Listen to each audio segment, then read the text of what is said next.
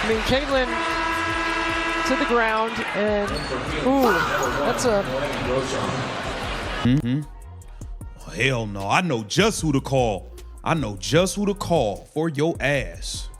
911, what's your emergency? There's a wild thug on the loose in Indiana. There's a thug that plays for the Phoenix Mercury, a goon named Alyssa Thomas. She goes by the name Alyssa Thomas. You need to go arrest this thug. She tried to murder a lady named Caitlin Clark on the basketball court. Caitlin Clark was on the floor again, and this time, the image almost tells the whole story before you even know the score. A Fever player trapped underneath Phoenix bodies, a hand near the neck area, legs tangled, the ball loose, everyone fighting. And somehow, in real time, the officials looked at that chaos and kept the game moving. No whistle, no immediate punishment, nothing. Tonight is where I draw the line. WNBA, if you do not review what happened to Caitlin Clark, I am going to non-stop talk about this until the end of my days. The Indiana Fever go down in their rematch against the Phoenix Mercury. I don't even care about that because much bigger things are at play. It was expected to be a big game. After the melee that ensued a couple of days ago between the two teams, multiple texts were called, ejections. It was just really high tense. You could cut it with a knife. Ergo, I expected this game to be called very tight whistle. Any player hits the floor, watch like a hawk. And in my lives, I do sometimes talk about there are two players in the league that I don't particularly care for, but I never want to say who they are because I want to be able to call their game fairly and acknowledge how good they are on the court. But the next day, the WNBA had to come back and admit what fans already saw. Alyssa Thomas was given a flagrant foul too and a one-game suspension for making contact with her fist to Caitlin Clark's throat area. Alyssa Thomas has accomplished a lot in 13 WNBA seasons. The six-time All-Stars scored almost 5,000 points, grabbed nearly 3,000 rebounds, and dished out just shy of 2,000 assists. But now, AT checks a less glamorous statistical box. For the first time, she'll serve a one-game suspension. The W announcing that today because of Thomas, quote, recklessly making contact with her fist to the throat area of Caitlin Clark during last night's Mercury win over the Fever. There was no foul called, but upon post-game review, the league office classified it as a flagrant 2. So Thomas will be out for Saturday's game in Toronto against the Tempo. And that is why this Fever versus Mercury game has turned into something much bigger than a 2-point loss. Phoenix won the game 111-109, but that is not what people are talking about. They are talking about Caitlin Clark leaving with a back injury. They are talking about Stephanie White exploding after the game. They are talking about another no call. And most of all, they are asking the same question again. Alyssa Thomas driving her fist into Caitlin Clark's neck. The ball is out of the play at this point in time. All right, so I don't care who it is. You know, at the minimum, you know, it's a flagrant 2. I think it warrants a suspension, especially because of, you know, when you do factor in the context and the history. Because let's be real about it. How many times does this have to happen before the WNBA actually protects its biggest star? Because this did not feel like a normal hard-fought game. It felt like the latest chapter in a season where Clark gets grabbed, bumped, hit, knocked down, stepped over, and then somehow she is the one who gets called emotional when she reacts. And that is the part fans are furious about.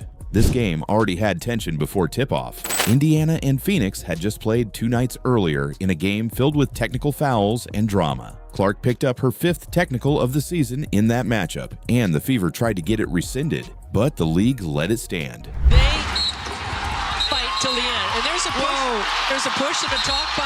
Whoa! There's another push. Yeah, I mean, we've got a competitive group, a veteran group. They've been around this for a long time. They're not afraid of the smoke. Up the tech tonight, 5th of the season. Yeah, it's ridiculous. I got a technical for clapping. So, like, if we should all just go on the calendar now and pick a game that I'm going to be suspended for if I'm going to get technicals for clapping. I asked Gerda. Gerda said that I got a technical for clapping.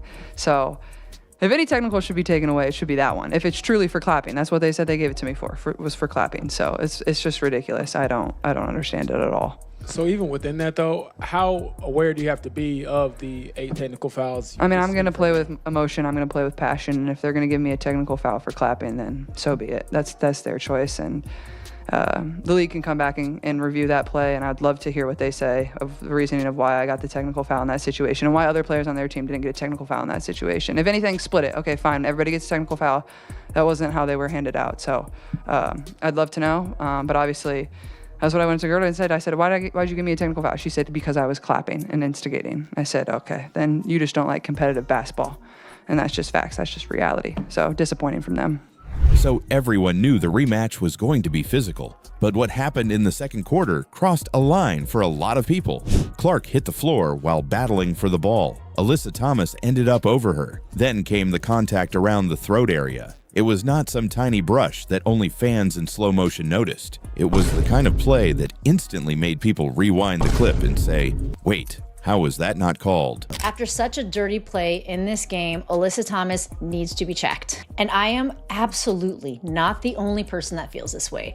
I went on social media after the game, and it is like hellfire calling for the WNBA to review this play. Caitlin Clark goes down. Alyssa Thomas goes down, knees her in the groin on the way down, a known area of injury for Caitlin Clark. Okay, maybe that wasn't completely intentional. Didn't look great to me personally, but here's where it gets really wild. Alyssa Thomas has a fist on Caitlin Clark's arm. She has 2 fists. She slides it down, pins Caitlin down by the throat, finally gets up, and she steps over her. That step over told the entire thing. It was dirty. It was intentional. Absolutely should not go undiscussed. WNBA needs to review. And that is exactly the issue. The officials did not call it live. The league only acted later. So the question becomes, what good is a punishment the next day if Caitlin Clark is already hurt, already out of the game, and Indiana already lost? Because moments later, Clark had another scary play. She went up for a 3, got fouled, landed awkwardly, and started grabbing at her back. Caitlin Clark gets kneed in the groin, punched in the throat. Alyssa Thomas puts all of her body weight on her to stand up after falling to the ground, punching her and kneeing her in the groin. No foul gets called, they play on. Caitlin Clark shoots a 3. A player on the Phoenix Mercury gets into her landing space. Caitlin Clark comes down on her foot. No flagrant called. Caitlin Clark comes up, holding her back. The referees are terrible. But the worst part of all of this, Caitlin Clark got kneed in the groin, throat punched, landing space, no call, and Stephanie White sat there on the sidelines with her arms crossed, tweaking, sniffing, twitching away. She still made the free throws because that is what she does. She tries to play through everything, but eventually her body could not ignore it anymore. She left in the third quarter and did not return. And here is what makes it even worse. Clark was actually cooking Phoenix before all of this. She had 13 points and 3 assists in the first quarter. Indiana scored 35 points in the opening period. The Fever were flying. The offense looked sharp. The crowd was alive. Clark finished with 19 points and 8 assists in only 20 minutes. That is the part that gets lost in the drama. She was not struggling. She was not being shut down. She was controlling the game. I am disgusted. The Indiana Fever just lost to one of the most trash teams in the league. The Phoenix Mercury won 5 games all year. They suck. They suck. They don't have enough talent. Just come on, man. Stephanie Bonehead White getting in Caitlin Clark's way, sitting her out the last 2 minutes of the first quarter, sitting her out the last 2 minutes of the second quarter. Caitlin Clark was on a heater. This should have been another 30-point double-double or a 40-point game, but Stephanie White couldn't get her boneheaded ass out the way, along with the thuggery and the brutal attack by the Phoenix Mercury. This is disgusting. This is disgusting. Kelsey Mitchell plays all but 1 minute in the first half. It's 20 minutes and a half. Kelsey Mitchell plays 19. Caitlin Clark only playing 14. Like, what is going on? Why are you benching Caitlin Clark? You are clearly trying to minimize her stats. Caitlin Clark has 16 points and like 16 and 8 in the first half. 16 points and like 7-8 assists in the first half. Then the physicality kept building. The whistles did not match the contact, and suddenly the biggest player in the league was in the locker room while the Fever were trying to survive without her. Kelsey Mitchell went crazy with 30 points. Aaliyah Boston had 23 points, 9 rebounds, and 5 assists. Indiana still fought until the final seconds. But when you lose by 2 points, every missed call matters, every possession matters, every superstar minute matters. And the Fever did not just lose a close game, they lost Caitlin Clark in the middle of it. That is why Stephanie White sounded so angry after the game. She was not just complaining about one whistle, she was talking about a pattern. She brought up the fist near the throat. She brought up the landing space on the three-pointer. She brought up the fact that the league knows what just happened 2 nights earlier, yet the same kind of chaos kept happening. And she said what a lot of fans have been saying all season. Clark is not being officiated like everyone else. You're coming in here aware of what happened 2 nights ago? And that still happens? Absolutely unacceptable. Absolutely unacceptable. And the reckless closeout that they actually reviewed, and the foot still comes down on top of the defender's foot that wasn't upgraded? Absolutely disrespectful. We have a generational talent and a WNBA superstar who had 2 cheap shots right there that weren't called. And I just say again, absolutely unacceptable. Steph, do you think that the league needs to look into how Caitlin Clark is defended or how she's officiated going forward? I mean, we spent all offseason looking at officiating. All offseason. And I still say the one thing that we keep asking for is consistency. She is not called the same way everybody else is called. Now people can argue about why. Some will say it is because she is a rookie-turned-superstar who gets extra defensive attention. Some will say it is because teams are trying to be physical and make her uncomfortable. Some will say the refs simply miss too much. But at some point, the reason matters less than the result. The result is that Caitlin Clark keeps ending up on the floor. The result is that fans keep seeing dangerous contact go uncalled in real time. The result is that the WNBA keeps having to clean up the mess after the game instead of controlling it during the game.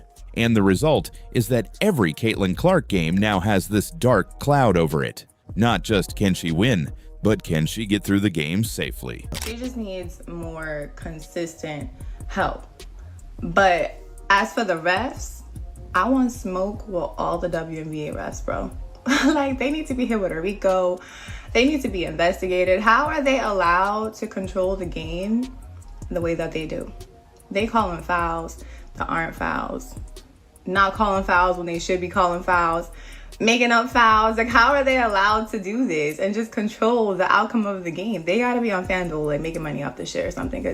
That is a terrible place for the league to be, because Caitlin Clark is not just another player. She is one of the biggest reasons casual fans are watching. She sells tickets. She drives ratings. She creates viral moments. She makes people who never cared about the WNBA suddenly stop and pay attention. And that is what makes this so hard to understand. The league has a player who brings new eyes to the sport, and instead of the conversation being about her passing, her logo threes, her rivalry games, or her ability to lift Indiana, the conversation keeps becoming about whether she is being protected. That is bad for Clark. It is bad for the Fever.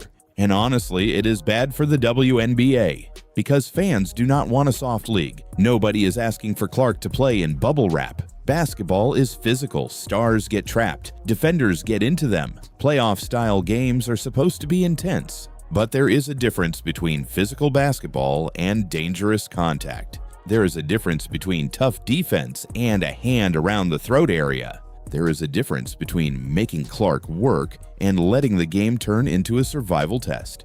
That is why this image is so powerful. It is not just a still frame from one loose ball scramble. It represents the whole argument. Caitlin Clark on the ground. Phoenix players over her.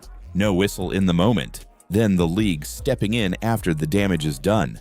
And that is the story fans are going to keep talking about. Not because Clark fans want special treatment, but because they want fair treatment. They want the same protection any superstar should get when contact gets reckless. They want officials to see the obvious stuff live, not wait for Twitter to explode. They want the WNBA to understand that this is not just a Fever problem anymore. This is a league problem because every time something like this happens, the reaction gets bigger. The clips spread faster, the anger gets louder, and more people start believing the league has no idea how to handle the superstar it has been handed. So now the WNBA has a choice. They can treat this like a one-game suspension and move on. Or they can admit the bigger issue. Caitlin Clark is changing the league. But if the league keeps letting games around her turn into this, then the story will stop being about how great she is. It will become about how much punishment she has to take before somebody finally says enough. Cheryl Reeve has broken the internet in the Indiana Fever fan base. I'm here to tell you guys.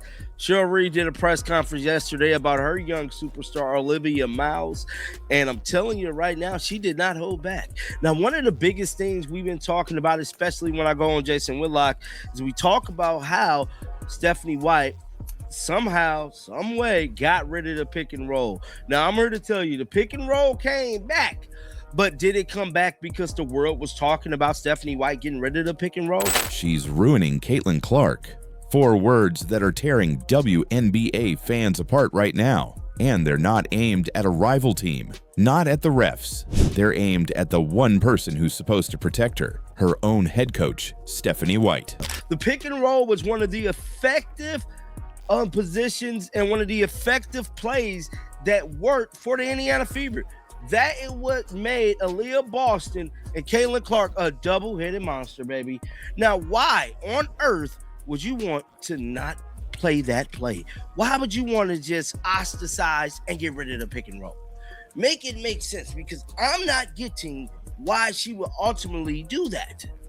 Because to me, a good coach knows greatness when they see it, but it don't seem like Stephanie White really know greatness. Now, Olivia Miles has been doing her thing. Now, Cheryl Reeve did a press conference yesterday, and in that press conference, she spoke about her young superstar. Now, she didn't throw any more names out there. She didn't say Kelsey Mitchell. She didn't say, any other stars from the team or nothing like that. She specifically talked about the way she played her player and how great her player is. For weeks, fans have watched Clark get benched, blamed, and buried under the worst slump of her career. And now they think they've found the proof that none of it had to happen. It's sitting 600 miles north in Minnesota, and the comparison is brutal. Great to be here with you guys today. It's incredibly glaring, the difference between an elite level coach and some run-of-the-mill hack who couldn't cut it at the collegiate level, got fired from Vanderbilt, jumps to the WNBA to ride Alyssa Thomas's coattails, jumps to the Indiana Fever to ride Caitlin Clark's coattails. The difference between a coach like Cheryl Reeve and a coach like Stephanie White, wow. Cheryl Reeve, they had a large turnover on that roster. They lost Alana Smith, they lost Bridget Carlton, they lost Natisha Heidemann, they lost Jessica Shepard. Nafisa Collier hasn't even played a single game yet this year. Yet, the Minnesota Lynx have the best record in the league. The Minnesota Lynx, led by rookie Olivia Miles. The Minnesota Lynx have Natasha Howard looking like an MVP. And Cheryl Reeve completely revamped that offense to best tailor Olivia Miles' style of play while Nafisa Collier is out. Let's go back to the moment that lit the fuse. Saturday night. National TV, the Fever getting run off the floor by the Portland Fire. And the cameras caught Stephanie White doing something you almost never see a coach do to a franchise player. Finger pointed in Clark's face, slapping her own knee, lighting her up during a timeout in front of millions. Clark looked away, sipped her water, then fired back, hands up, talking right over her coach. Seconds later, she was benched, pulled for a rookie. And for a lot of fans, that was the last straw, because this wasn't a one-night thing. Clark is in a free fall, 11 points a game, 29% shooting over 3 games. They killed Caitlin Clark, one post screamed, barely recognizable. The most electric player the sport has ever seen suddenly looked lost out there, and that's when fans started asking the dangerous question, what if it isn't Caitlin? What if the problem is the system she's been dropped into, the offense, the role, the coach? What if Stephanie White is the one breaking her? Then we look at the Indiana Fever. Stephanie White. We have new players on our team, but we have a nucleus that's been with each other for quite some time. Aaliyah Boston, Caitlin Clark, Sophie Cunningham, Lexi Hull, Michaela Timpson now, Damaris Dantas. So there is some familiarity on this team. But Stephanie White, unable to adjust, unable to adapt, she's trying to run the Connecticut Sun offense with not the Connecticut Sun roster. She's trying to turn a V12, Caitlin Clark, into an inline 4. She's trying to turn a dirt bike into a tricycle. We're not seeing pick and rolls. We're not best utilizing Aaliyah Boston's skill set being the roller. We're running ISO with Kelsey Mitchell. We're running ISO with Caitlin Clark. We're not setting her any screens. We're not setting her any off-ball screens. And defensively, switching everything. Oh, wow, we had one good game before we didn't switch everything. Wow. Color me shocked. So people went looking around the league for an answer, and they found one almost immediately, because there's another young guard out there going through the exact same thing. The pressure, the mistakes, the brutal learning curve that hits every rookie. Her name is Olivia Miles, and her coach is Cheryl Reeve, the most respected, most feared voice in the entire WNBA. Here's what makes the comparison sting. Reeve isn't pretending her young guard is a finished product. She's not throwing her to the wolves and pointing fingers when it goes wrong.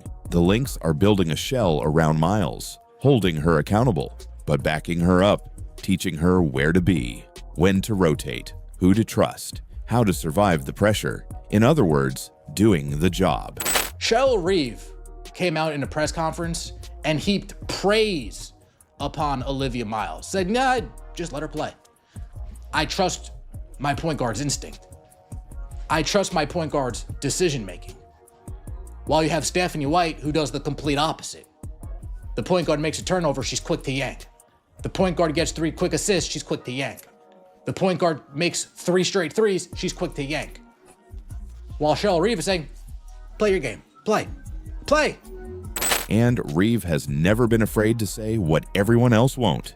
She once took the biggest fine in WNBA history rather than stay quiet about what's broken in this league. So when fans line up Reeve's blueprint next to what's happening in Indiana, they don't need a quote. The tape does the talking. One coach is building her star up. The other looks like she's burning hers down. And here's the part that really stings for Fever fans. Stephanie White and Cheryl Reeve aren't even enemies. They've stood on the same side before. Both fined for ripping the league's officiating, both fighting the same fight. So this was never a rivalry, it was never a grudge, which somehow makes the contrast even louder, because if the gold standard for coaching a young superstar is right there to copy, why does it look like Indiana is doing the exact opposite with the most important player the sport has ever had? Now, before Stephanie White was head coach of the Indiana Fever, she said some things like this about Caitlin Clark. The difference between the two, one actually practices what they preach. One actually, you see their words translate into actions, while the other one's words translate into crossed arms and tweaking on the sideline. So that's the real question buried under all the noise. Forget the slump for a second, forget the benching. Is Caitlin Clark the problem, or has she simply had the wrong coach standing next to her this whole time? Because one thing is impossible to ignore. Somewhere in Minnesota, a young guard is being built into the future. And in Indiana, the biggest star in the game looks like she's being torn down. So I'll ask you straight up. Is Stephanie White ruining Caitlin Clark? Drop your answer below. I'm reading every single one. You want to be like Candace Parker, if you want to be like Nneka Ogwumike, if you want to be like Caitlin Clark, if you want to be like Sue Bird, we don't want little girls thinking it's actually bad to be one of those women. Absolutely. Because this is how you're going to be treated, good or bad, right? You want it to really be about the basketball. We're supposed to be appreciating the greatness of her ability to play the game at a really high level. We can still have these conversations, but ultimately figuring out a way to make sure that the W is moving in a positive direction and growing. Fan, coach, media representative, that has to be the ultimate goal. Otherwise, anything you're doing or saying that could be hurting the game and having people want to pay attention to the W less, that's a problem. 5 flagrant fouls. That's how many times Caitlin Clark has been knocked to the floor this season. And here's the number the WNBA is praying you never do the math on. That's 17% of every flagrant foul in the entire league. One player, one target. For months, players stayed quiet. Coaches looked away. Reporters called it part of the game. Then a 5-time NBA champion stepped up to a microphone and refused to play along. Wow. So it looks like the NBA champion that played with Kobe Bryant, the Los Angeles Lakers, big time shots, made big time clutch shots all throughout his career. Derek Fisher has stepped up and addressed a lot of the nasty hate and some racism that it appears Caitlin Clark has been facing since she stepped into this league. The pure hate, the jealousy, all of it. He did not hesitate. Derek Fisher didn't call it hazing. He didn't call it toughness. He pointed at something a lot of people were too scared to name. And once you hear it, you can't take it back. The sacrifices that they knew were going to be made in order for the league to take the step forward that it needed to take to get to where they are now. I think sometimes young athletes, young people can come across as though they aren't as appreciative or grateful for those that have kind of paved the way before them. And so when you come in and not just the way you carry yourself in terms of feeling like, hey, I'm the new king now. That's how like Ant Edwards brings that energy. Big time. And I love it, by the way. The dream team in 92 in Barcelona, Michael Jordan was on the rise, but Magic Johnson was still kind of, trying to remind him, nah, bro, this has been my league for a while. Like, I'm not just going to hand over the baton. You're going to have to take it from me. And so some of that energy, like, I think Caitlin Clark plays the game in a way and carries herself in a way as though, like, she knows that she is the future of basketball. She doesn't necessarily say that, but she plays that way and has that type of energy. And so, yeah, I think it's been extreme on both sides of the like-dislike conversation. Start with the part nobody can spin, the tape. Clark hasn't been bumped. She's been hammered. 5 flagrant fouls, and 4 of them from a single team, the Chicago Sky. Out of every dangerous over-the-line hit in the whole league, almost 1 in 5 has Caitlin Clark's name on it. One night, she shot 13 free throws and still got mugged on plays the refs flat out missed. It looks like Derek Fisher went on 97.1 The Fan, and he addressed a lot of these things that Caitlin Clark has been facing and how nasty it's been, man. Let's be clear, man. This stuff has been nasty work. We've been watching it from day one. We've been watching her be targeted. We got all these carry champions and all these people going out spewing these lies, talking about she's getting special treatment. No, that's Asia Wilson, who shoots 89 free throws a game. That's Paige Beckers, who you can't breathe next to without getting a foul. That's Breanna Stewart, who shoots 18 free throws and still goes in press conferences and blasts the refs. Not Caitlin Clark. She don't get the type of treatment those people get. We got to keep it real here. Fans saw it. They posted the slow motion clips. They begged the league to protect her. And the league? Mostly silence. A shrug. A quote about how she needs to adjust. But here's where this stops being a story about fouls and starts being a story about everyone who let it slide. Because it wasn't just rival teams, it was her own sideline. Saturday night, national TV, the Fever getting blown out by the Portland Fire, and the cameras caught the moment that lit the internet on fire. Head coach Stephanie White, finger pointed straight in Clark's face, slapping her own knee, tearing into her franchise player in front of millions. At first, Clark just looked away and drank her water. Then she snapped back, hands up, talking right over her coach. Seconds later, she was benched, pulled for a rookie, sat down for the whole country to see. And the timing could not have been worse. This was already the coldest stretch of Clark's career. 11 points a game, 29% shooting over 3 games. The doubters who'd been waiting for a crack smelled blood. They killed Caitlin Clark. One viral post read, "Barely recognizable." Add it all up. The targeting, the benching, the slump, the silence. And it looked like the whole basketball world had quietly agreed to let the most popular player in the sport sink. And that's what makes the silence so strange. Because Caitlin Clark isn't just another name on a roster, she's the reason arenas that used to sit half empty are suddenly sold out. She's the reason half these games are on national TV at all. She's the engine, the golden goose. Let's take a look at what Derek Fisher had to say. No, we don't live in that world. Their experience has been like to see someone else treated differently than they feel that they have been treated. That's also mixed into even some of the WNBA players as Caitlin Clark was coming into the league. Like, hey. And this is talking about, speaking of, to the jealousy, okay? They saw her coming in, selling out arenas, getting on national TV, all of this stuff. Remember when everybody wasn't flying private yet, and Caitlin Clark had to because she's so much more popular than all these other people. They said, oh, no, it was a big problem. But then she eventually got them all put on PJs, and they still was hating. They still were jealous. They were jealous that she was the reason for a lot of it. Keep cooking, Derek. Hey, well, we've been a part of this league. Like, was coming into the league.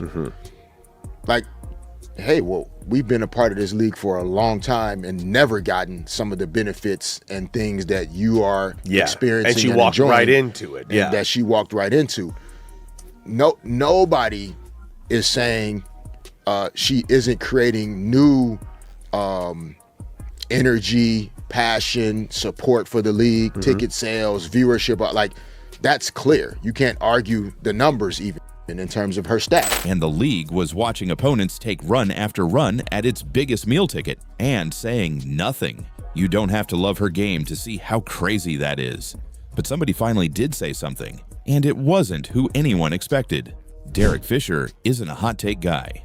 5 NBA titles, years spent coaching in this exact league. So when he talked, the room went quiet, and he didn't tiptoe.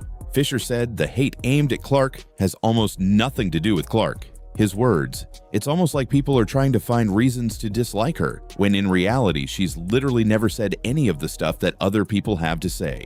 Now, the thing when he said that is, all of the things he listed is why the WNBA should have treated her a certain way, that they have failed and dropped the ball, and everybody's been calling them out, letting it be known the WNBA fumbled Caitlin Clark. When they watched her be the most flagrantly fouled player, they did nothing. When they watched her get targeted, they did nothing. They have done everything they can to actually minimize her. So the things that he's listing are just a few of the reasons why they should have gotten behind her and provided a push that they have failed to do. She's dealing with all the hate and negativity, and the league hasn't even gotten behind her. Sit with that for a second. A 5-time champion just told the basketball world that Caitlin Clark is being punished for things she never did. Not her words, not her attitude, just the attention she drags into every building, the cameras, the money, the resentment that follows the one player carrying a whole league on national TV. Fisher said the quiet part out loud, and he basically dared anyone inside the WNBA to call him a liar. Nobody did. So how did Clark answer all of it? The fouls, the bench, the slump, the whispers. Monday night, 4.3 seconds on the clock, tie game. Clark caught it, rose up from 31 feet, way behind the line, and drilled it. Dagger. Fever win, 78-76. No speech, no clapback. Just the loudest answer in sports. A bucket that went straight through the net. Derek Fisher says the league has been letting this happen to her. Caitlin Clark just reminded everyone exactly why they can't afford to keep doing it. So here's what I want to know. Is she really being targeted, or is this just the price of being the biggest star the game has ever seen? Tell me below. I'm reading every single one. Great to be here with you guys today. It didn't have to be like this. This game could have been over with going into the third quarter, but no. Yeah. They had to put us through it. Stephanie, you had to put us through it. You had Caitlin Clark coming out on an absolute heater. An absolute heater. 40-piece inbound.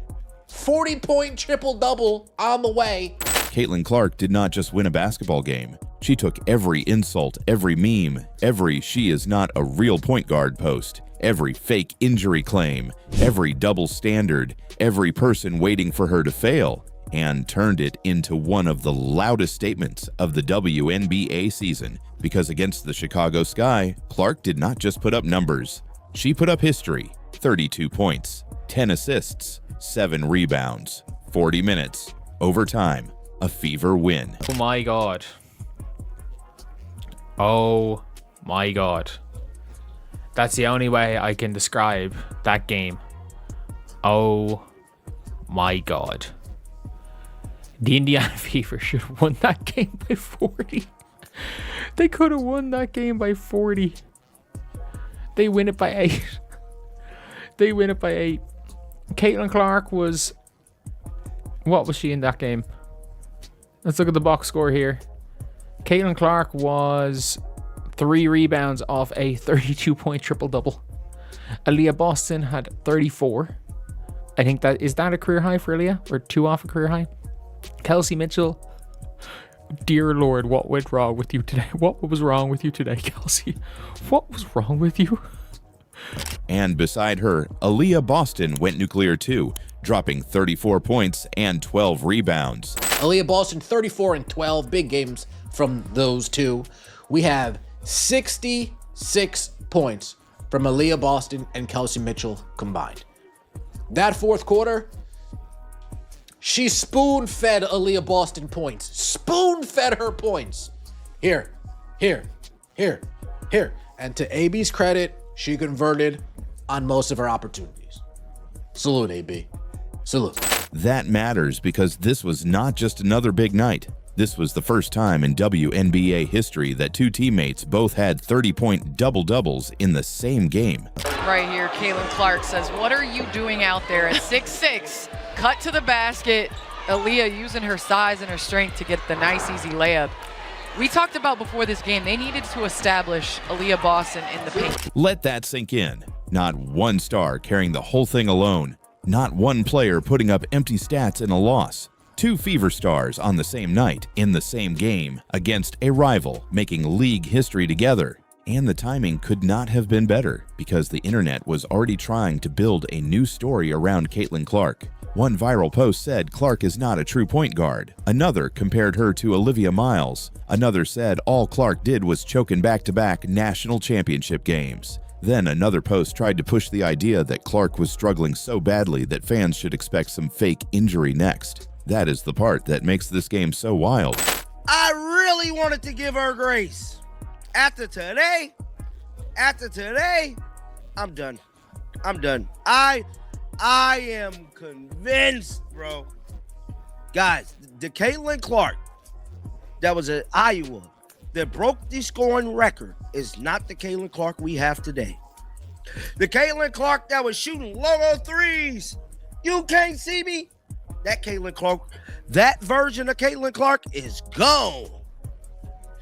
That version of Caitlin Clark is no longer alive. Because this Caitlin Clark is not going to have any emotion. I don't know what the hell. I don't know.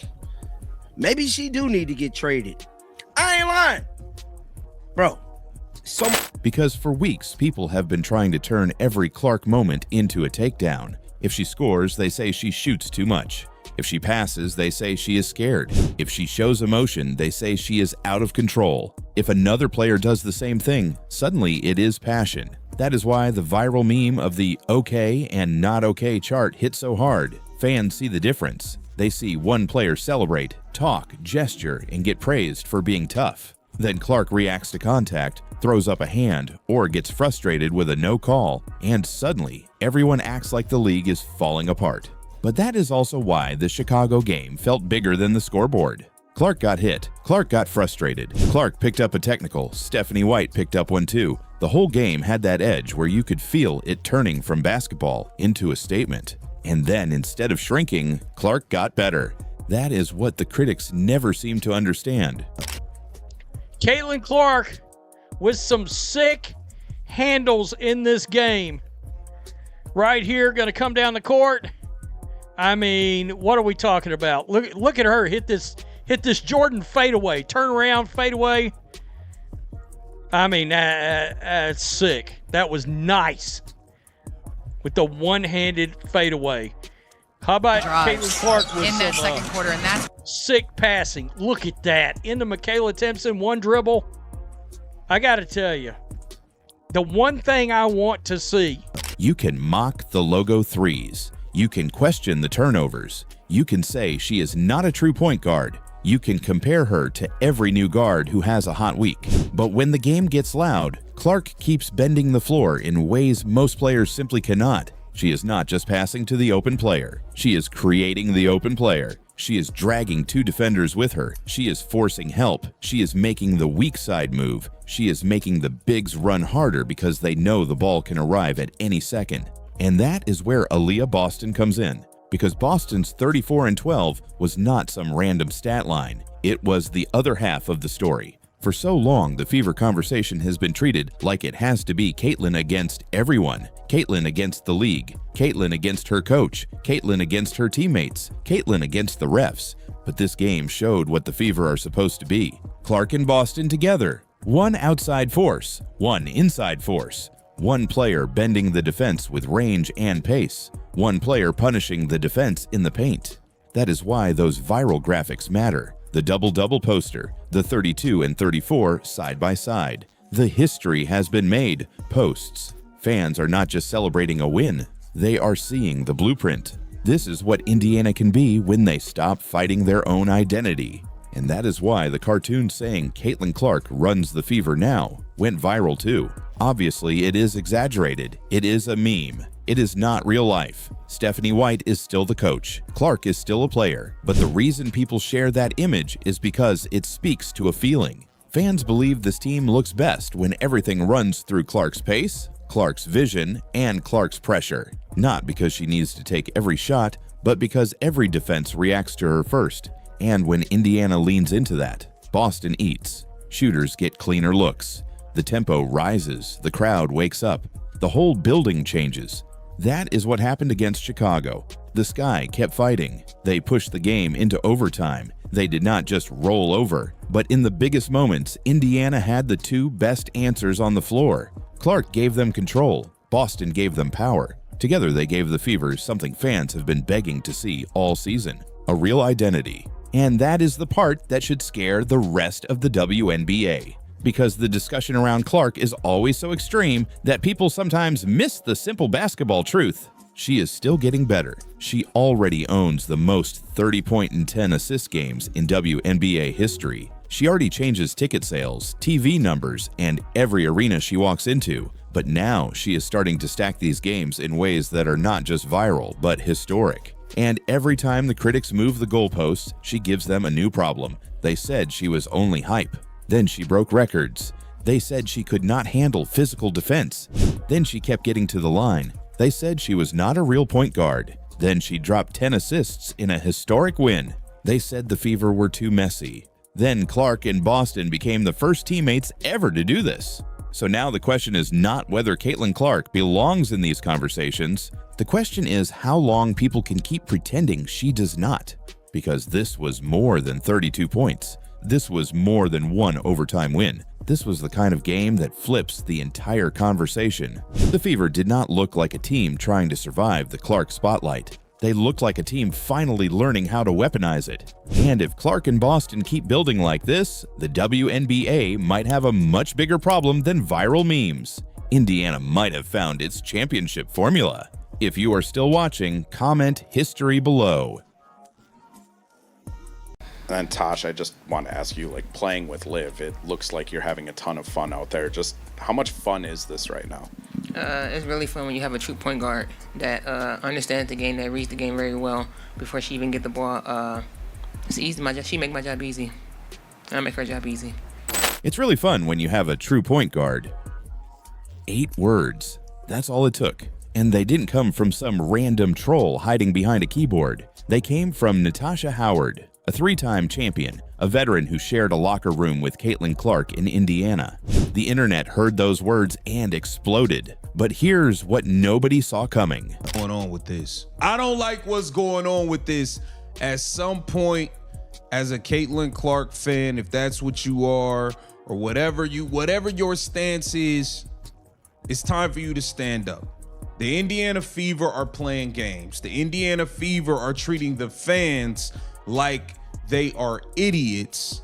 And all of a sudden, the Indiana Fever are trying to use Caitlin Clark's fans to the benefit of everyone else once again, while we have watched them refuse to do right by her. 5 days later, Caitlin Clark walked into Gainbridge Fieldhouse and delivered an answer that no player, no duo, nobody in 30 years of WNBA basketball has ever delivered. And by the final buzzer, the true point guard crowd had nowhere left to hide. Tonight, another Commissioner's Cup game. The Fever are in defense of their championship from a year ago. They likely need to win tonight to keep those chances alive. That pass deflected way outside for Clark, who drops a 3. Makes it look so easy. Let's back up. Last Saturday, reporters asked Natasha Howard what it's like playing with Olivia Miles, the rookie point guard lighting it up for Minnesota. Howard's answer: it's really fun when you have a true point guard. And Tosh, I just want to ask you, like, playing with Liv, it looks like you're having a ton of fun out there. Just how much fun is this right now? It's really fun when you have a true point guard that understands the game, that reads the game very well before she even get the ball. It's easy. She make my job easy. I make her job easy. Now, maybe she meant nothing by it. Maybe it was just a compliment for a talented rookie. But Howard isn't some neutral observer. She played in Indiana. She played with Caitlin Clark. So when a former teammate starts talking about what it's like to finally have a true point guard, fans connected the dots in about half a second. And the haters? They didn't need an invitation. The posts started flying. Clark is not a true point guard. All she did was choke in back-to-back national championship games. One account even predicted she'd fake a neck injury because her shot was struggling. That's the level of disrespect we're talking about. Not criticism, not analysis, just pure noise. For it. I am so for this. I love it. I absolutely love it. Like, you know when people, when it comes to basketball, just have absolute hatred in their heart for another human? Like, everyone's like, oh, these players don't hate Caitlin Clark, they don't hate Caitlin Clark. And people are like, oh no, they resent her. I don't know. We don't even care. There's no point having these conversations anymore. They're all getting paid now. They're all getting paid. There's no point having these conversations. It's not 2024 anymore. But we can be very clear. Cody McMahon and Caitlin Clark. Caitlin fucking hates her guts. And through all of it, Caitlin Clark said nothing, not one word, because she didn't need words. She had a date with the Chicago Sky on Thursday night, and what happened in that game made every single one of those posts age like milk. It started like a blowout. The Fever jumped on Chicago early and stretched the lead to 19 points. Gainbridge was rocking. This looked like a statement win in the making. But then the wheels started coming off. The Sky closed the half on a 14-2 run. Cloud, pass ahead, Sheldon with the finish. And that's how Chicago's been scoring. They've been driving the lane just like this. Once again. A clutch play this time. Oh yeah, we need to have that discussion. Oh, Taylor is feeling it. Then they opened the third quarter on another run and actually took the lead. A 19-point cushion gone. We'll set up the offense. Cardoso inside. Cardoso with the hoop. And suddenly, this wasn't a celebration anymore. It was a fight. Clark and Aaliyah Boston dragged Indiana back in front, and with under 19 seconds left, Clark stepped to the line and calmly knocked down 2 free throws for a 5-point lead. Game over, right? Wrong. The Fever turned it over on the inbounds pass, 5 seconds on the clock, and Skylar Diggins, one of the best guards of her generation, rose up from deep and buried a 3 to tie it at 98. possession. Diggins fires a three. Cash! Overtime, in front of a stunned home crowd, this is the exact moment where the haters expected the collapse, the choke, the fake injury, remember? Instead, Indiana slammed the door. Boston buried a jumper from the free throw line. Kelsey Mitchell ran the floor for a layup. And the Fever pulled away to win it, 114 to 106. Now look at the stat sheet. Caitlin Clark, 32 points, 10 assists, 7 rebounds, 40 minutes. And get this, 15 for 15 from the free throw line. Perfect. Under the most pressure in the biggest moments, she did not miss a single one. Right now, 34 points, 12 rebounds, 7 offensive, 3 assists. She's done a little bit of everything today. I got no notes, Aaliyah, none. Caitlin Clark, your guest, has as well. 31 points, 10 assists for Clark, and 15 for 15 at the free throw line. And right beside her, Aaliyah Boston went nuclear. 34 points, a career high, plus 12 rebounds. But the win wasn't the story. The history was. Caitlin Clark and Aaliyah Boston became the first teammates in WNBA history to each record a 30-point double-double in the same game. Not the first this season, not the first in Fever history, the first ever. 30 years of basketball, hundreds of legendary duos. Nobody had ever done it until Thursday night. And it gets better. That was Clark's third career game with at least 30 points and 10 assists. That's the most in WNBA history. More than Diana Taurasi, more than Sabrina Ionescu, more than Skylar Diggins, who, by the way, was standing on that very court when Clark passed her. So let's go back to the insult. A true point guard. What does a true point guard actually do? She runs the offense. She makes everyone around her better. She delivers in winning time. Thursday night, Clark scored 32 and handed out 10 assists and helped her center to a career high in the same game. Her scoring didn't take food off Boston's plate. It set the table for her. That is not a scorer pretending to play point guard. That is the definition of the position. Even Stephanie White struggled to wrap her head around it, telling reporters after the game, "I don't know if I can really put it in perspective in terms of quantifying it, and especially because they're so young." So young. That's the scary part. This wasn't a peak. This was a preview. Here's the takeaway. The disrespect is never going to stop. There will always be another quote, another post, another narrative. But Caitlin Clark keeps doing the one thing haters can't argue with. She answers on the floor.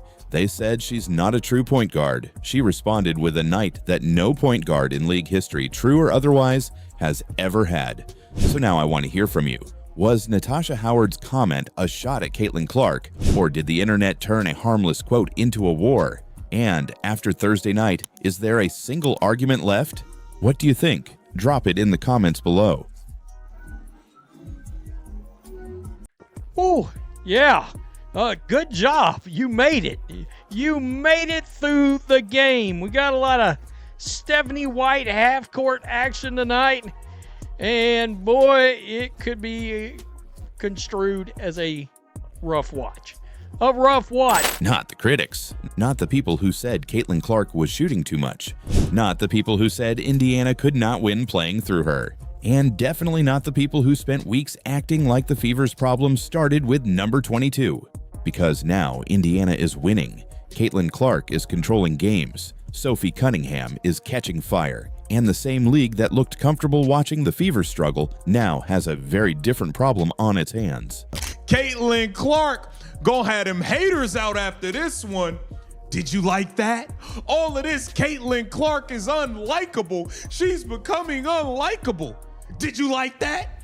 14 assists. The girl was throwing dimes left and right like Magic Johnson. We got to get into this 21 point, 14 assists, double-double, and the blonde bomber Sophie Cunningham is still on fire from Connecticut. The Fever are no longer just interesting. They are dangerous. And the scary part is Caitlin Clark did not even have to shoot the ball well for it to happen. That is what makes this game so important. Because if you only looked at the box score quickly, you might think this was just another solid Caitlin Clark night. 21 points, 14 assists, 5 rebounds, another double-double, another Fever win. But that does not tell the full story. If you ain't got no haters, you ain't popping. All the Caitlin Clark haters is about to be out. Caitlin Clark, 14 assists, a season high. Can your best player go get you 21 and 14 in an off shooting night? Caitlin Clark was passing out assists like trick or treat candy. You get a treat. You get a treat. You get a treat. You get a treat. She's just giving out gifts and treats to everybody. Everybody gets treats. Everybody gets fed when Caitlin Clark has that basketball in her hand. The best player in the league, the best point guard in the league, hands down. It ain't close. It ain't nothing to talk about. Caitlin Clark with another double-double, 21 points, 14 assists, as she did her part to secure a victory for the Indiana Fever. She also contributed 5 rebounds. Clark went 5 for 15 from the field. She struggled from 3. She missed shots that fans expect her to make. And somehow, she still controlled the entire game. That is the part the league should be worried about. Because when Caitlin Clark can have an average shooting night and still bend the game completely in Indiana's favor, that means the Fever are becoming more than just a one-player story. They are becoming a team. But the shooting was awful. And I'm going to be real. Caitlin, mama, I need you to make shots. I need you to make shots. Caitlin Clark didn't hit her first 3 until late in the fourth quarter. She was 1 of 8 from 3, 5 of 15 from the floor. Okay, off shooting nights happen. She shot nearly 50% last week, nearly 40% from 3, while she became player of the week. But hey man, we got high expectations. I need Cece to make shots, but this was still a quality game. We're gonna get into the Clark Show highlights. And that is exactly what the critics did not want to see. For months, the debate around Clark was always framed the same way. Is she doing too much? Is she forcing shots? Is Indiana better when she slows down? Is the offense too dependent on her? But this game showed the other side of the argument. When Clark has the ball, everyone becomes more dangerous. She was not just scoring. She was reading the floor. She was pulling defenders toward her. She was forcing rotations. She was finding cutters. She was hitting shooters. She was creating rhythm for everybody else. It looks like, hey, we are 4-0. We're 4-0 playing Caitlin Clark style of offense. Stephanie White, you're done. Your offense is done. Forget about it. Let's take a look at the Clark Show. Lexi Hall. Caitlin Clark did her thing today, man. This girl was throwing dimes. She was throwing absolute dimes left and right. Look at that pass to Monique Billings. Easy score. The pick and roll with Caitlin Clark is unguardable. Behind the back and one. That's when the ref finally made a foul call. Finally. But, I mean, Caitlin Clark, even though she's not, and this is the beautiful thing about Caitlin Clark. You see the steal there. Pushing it up the floor. Okay, she's able to impact the game in ways where it's like, yeah, she's having a bad shooting night, but the girl's getting steals. The girl's getting 5-6 rebounds out of the point guard spot. She's getting 14 assists. Look at that behind the back pass. Good Lord, Caitlin Clark, you're putting on a show. You're putting on a show. And that is how a night where she could not shoot lights out still turned into one of the clearest examples of her impact.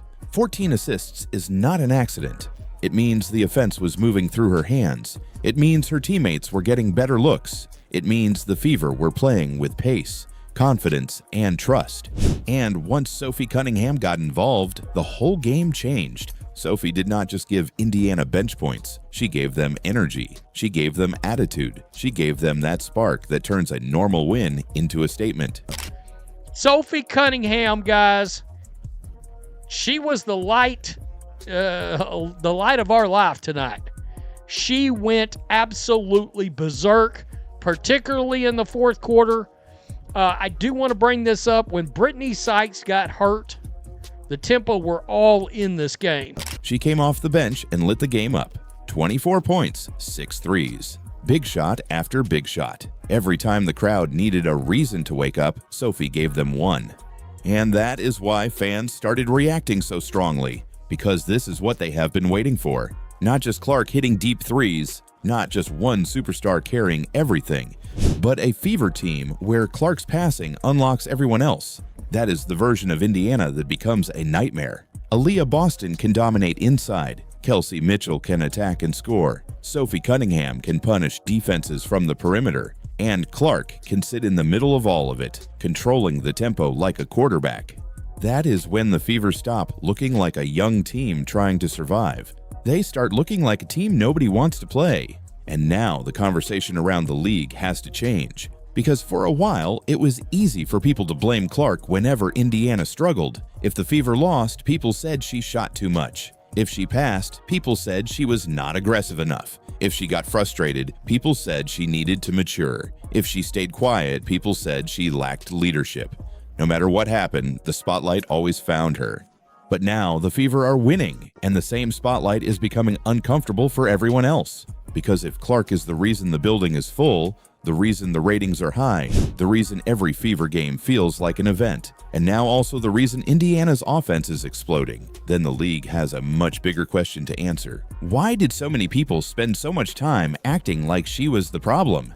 That is why this moment feels different. This was not just a win. This was a correction. A correction to the idea that Clark's style cannot work in the WNBA. A correction to the idea that Indiana needed to take the ball out of her hands. A correction to the idea that her game was just logo threes and hype. Because this version of Clark was not just a shooter, she was a floor general. And when the defense sent pressure, she made the right pass. When teammates ran the floor, she rewarded them. When Indiana needed control, she slowed the game down. When Indiana needed pace, she pushed it. That is leadership. And the Fever looked different because of it. The spacing looked better, the ball movement looked sharper, the confidence looked real, and most importantly, the players around Clark looked like they believed every possession could turn into something. That is why Sophie Cunningham matters so much in this story. Her performance was not separate from Clark's, it was connected to it. Because when a player like Sophie starts hitting shots, defenses can no longer load up the same way. They cannot just chase Clark. They cannot just collapse on Boston. They cannot just crowd the paint. They have to respect everybody. And once that happens, Clark gets even more dangerous. That is the chain reaction. Clark creates the advantage. Her teammates punish the defense. The defense adjusts. Then Clark gets more space. That is how good offenses grow. And that is why Fever fans are suddenly looking at this team differently. A few weeks ago, people were asking if Indiana had lost its identity. Now they are asking how high the ceiling really is. Because this team has not peaked yet. Clark can shoot better. Boston can get even cleaner looks. Mitchell can keep attacking. Sophie can become the bench weapon Indiana desperately needs. And the chemistry can keep improving. That is the part that should worry everybody else. This was not a perfect Caitlin Clark game, and Indiana still looked explosive. So what happens when she does start shooting well again? What happens when the threes fall early? What happens when the assists stay high? What happens when the bench keeps producing? What happens when Indiana starts believing this is who they are? That is the problem the league is facing now. Not just Caitlin Clark as a scorer. Caitlin Clark as the engine of a team that is finally starting to understand how dangerous it can be. And that is why this game went viral. Because people did not just watch Indiana win. They watched the story change in real time. The critics got quieter. The fans got louder. The Fever got better. And Caitlin Clark reminded everyone that even when her shot is not falling, she can still take over a basketball game. That is what nobody expected. And that is what the rest of the WNBA has to deal with now. All right, we got Caitlin Clark addressing the elephant in the room. Caitlin Clark finally called out Stephanie White for this bum offense, this bum offensive game plan that she comes out with, getting in her way, yelling at her to pass the ball like she's Kelsey Mitchell. It's insane.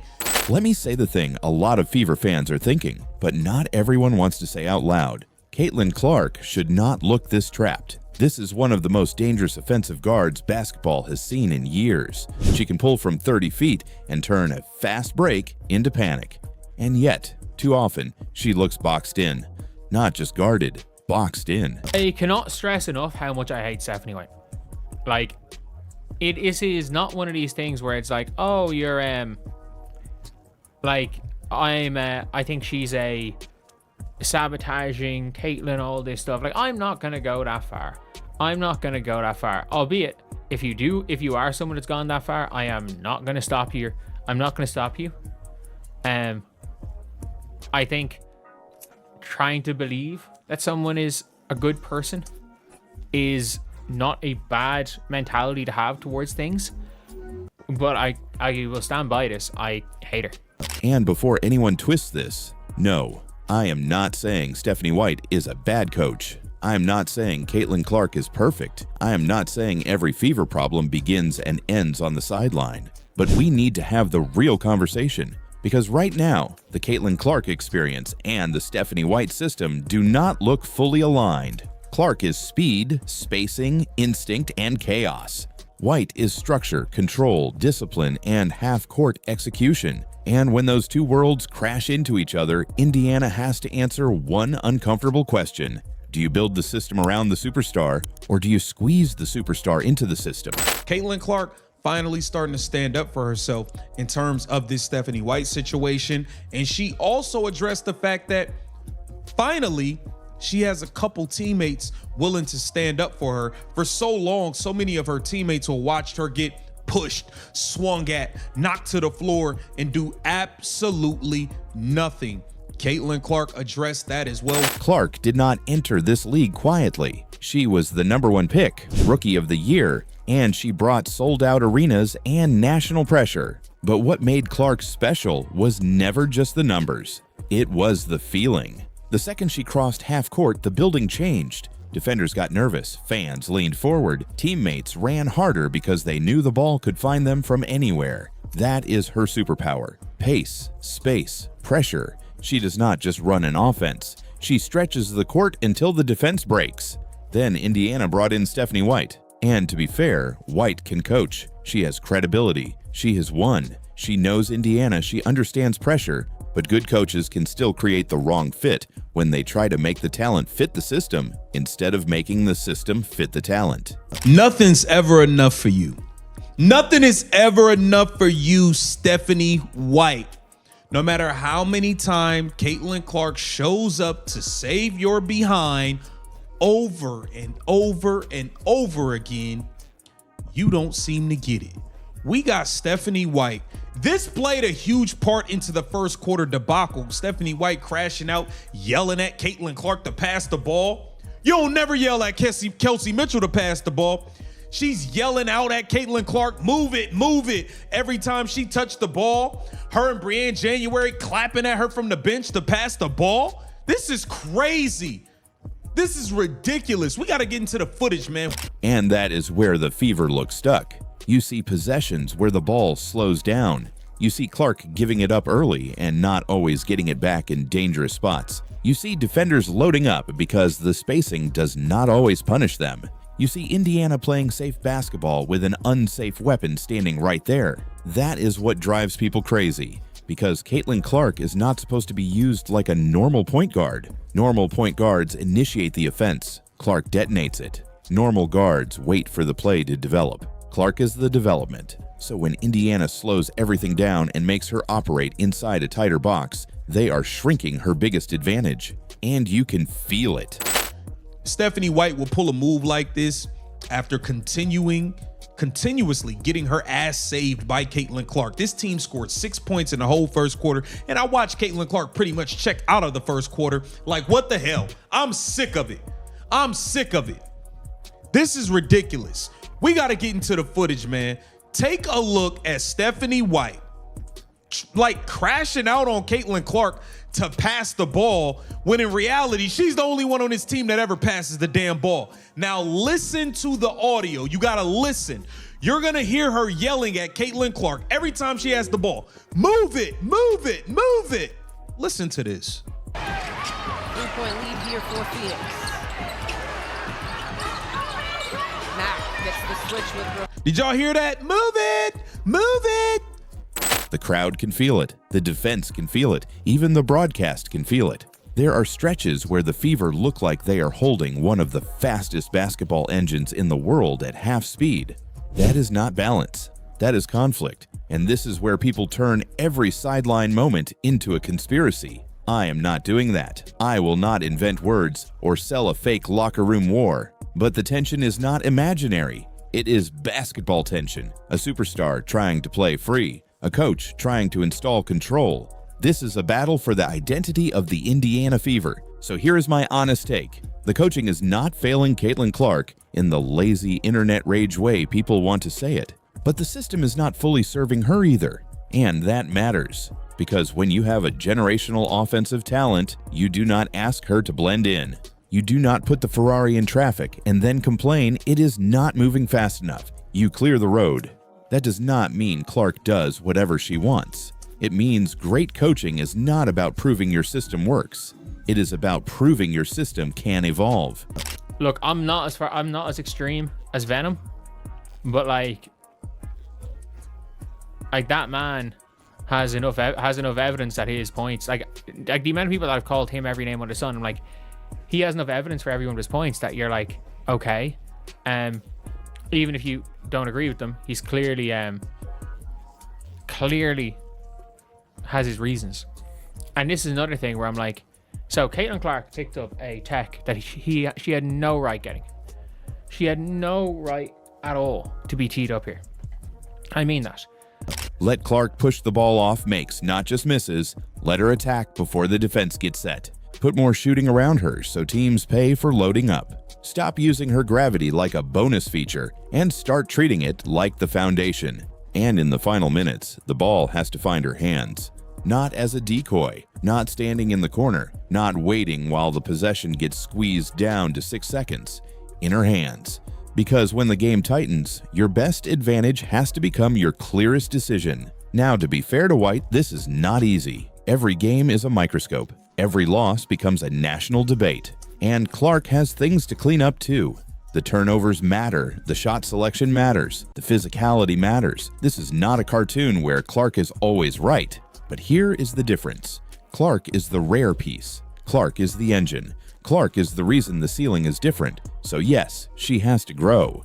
But Indiana has to grow around her, not away from her. The Fever are not just deciding how to play basketball. They are deciding what kind of franchise they want to become. A team with a superstar hopes the great player fits. A superstar-led team builds around her gifts. Indiana has to choose. Let White build the defensive backbone. Let Clark drive the offensive identity. White does not need to lose control. Clark needs to be given the controls. There is a difference. You do not get this kind of player often. So when you do get her, you do not spend the season trying to make her ordinary. You build something extraordinary. The Fever have a superstar. They have a serious coach. They have pressure from every direction. And right now, the system and the star are still fighting for the steering wheel. Tell me in the comments, is this coaching, roster, or just the painful part of building something big? Hit subscribe because this Fever story is nowhere near finished. Angel Reese and Caitlin Clark went to battle today with the Atlanta Dream taking on the Indiana Fever. As you can see right here, Angel Reese, got called for a foul on Caitlin Clark flopping. Angel Reese smiling, let people know about it. She also did a little bit of mocking there. Every time Caitlin Clark and Angel Reese share the same floor, the internet does not just react. It explodes. One hard foul becomes a conspiracy. One stare becomes disrespect. One camera angle becomes evidence. Suddenly, everyone online acts like they just watched the biggest scandal in basketball. Last night, the Indiana Fever went up against Angel Reese and the Atlanta Dream. Caitlin Clark debuting her new shoe, her signature shoe, the Caitlin Ones. Last night would have been a night where if you really had your teammates back, if you had your players back as a coach, you step up. You rise to the occasion. You play inspired. You give effort defensively. You don't look lackadaisical.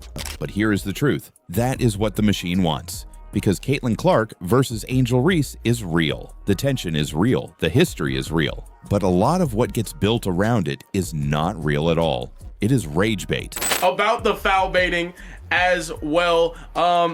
Tonight, Angel Reese went off for 21, 11, 1 assist. She did so on 57% shooting. Caitlin Clark, 26.7 assists, 2 rebounds, but 5 turnovers and a -12 plus minus as well. Also, Angel Reese right now, the only player in the W to be averaging 15 plus points and 12 rebounds. She's actually the only person averaging a 15-point double-double right now in the W. Performing really, really well in year 3 here is Angel Reese. Today we need to separate the real rivalry from the fake drama. And the craziest part is, they do not need to fake anything.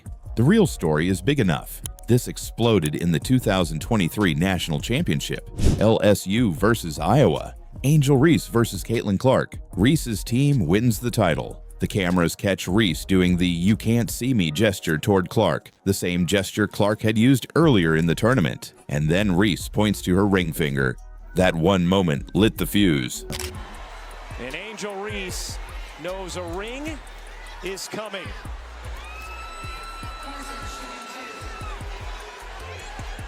Overnight, the country split into sides. Some called it confidence. Some called it disrespect. The conversation became personal. It became ugly.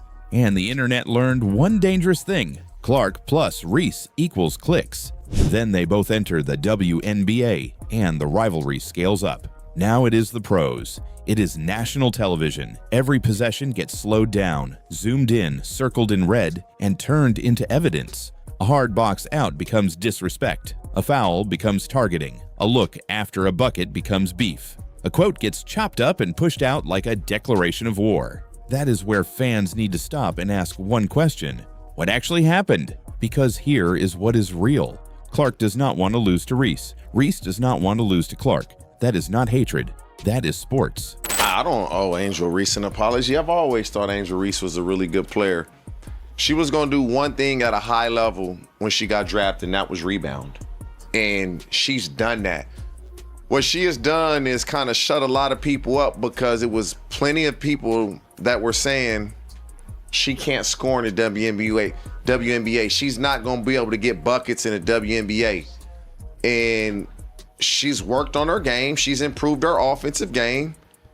And if it was this easy, other players would be doing what she's doing. Yeah. They would all be getting double-doubles, and they can't. And so you got to give her credit. She went out and worked on her game, because coming out of college, it was, she's not going to be able to score in the WNBA. She can get some rebounds. When Indiana and Chicago meet, the intensity jumps. Bodies hit the floor. Rebounds get fought for. Every loose ball feels bigger than one regular season game. And the contrast is real.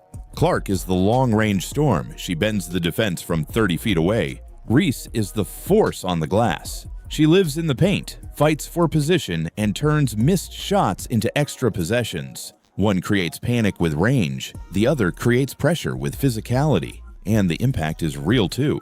When these two are involved, people watch, argue, buy tickets, and suddenly know the schedule. That is growth happening in real time. But now we need to talk about what is not real. The mind reading, the fake quotes, the thumbnails screaming that one of them destroyed the other, the videos claiming one player exposed the other because of a 3-second clip with no audio. This is how the rage bait machine works. Somebody finds a clip. Maybe it is a hard foul. Maybe it is a normal collision. Maybe it is just two players standing near each other after a whistle. Then they freeze the most dramatic frame. They add a red arrow. They add one giant word like attacked, mocked, or humiliated. Then they invent the emotion. They tell you Clark was furious. They tell you Reese was laughing. They tell you somebody was jealous, bitter, scared, exposed, or embarrassed. But when you actually watch the full clip, sometimes nothing happened. No quote, no confrontation, no scandal, just basketball. And by the time anyone checks, it is too late. 10 other channels copy it. A fake quote gets repeated like it is confirmed. A normal foul becomes a personal attack. Millions of people walk away believing they saw something that never actually happened. That is the dangerous part. Attention is good for the league. Emotion is part of sports. The problem is when fans stop watching the game and start watching edited evidence packages designed to make them angry. So here is the rule. If someone says Reese said something, show the clip. If someone says Clark reacted, show the footage. If someone says there was an incident, show the full play.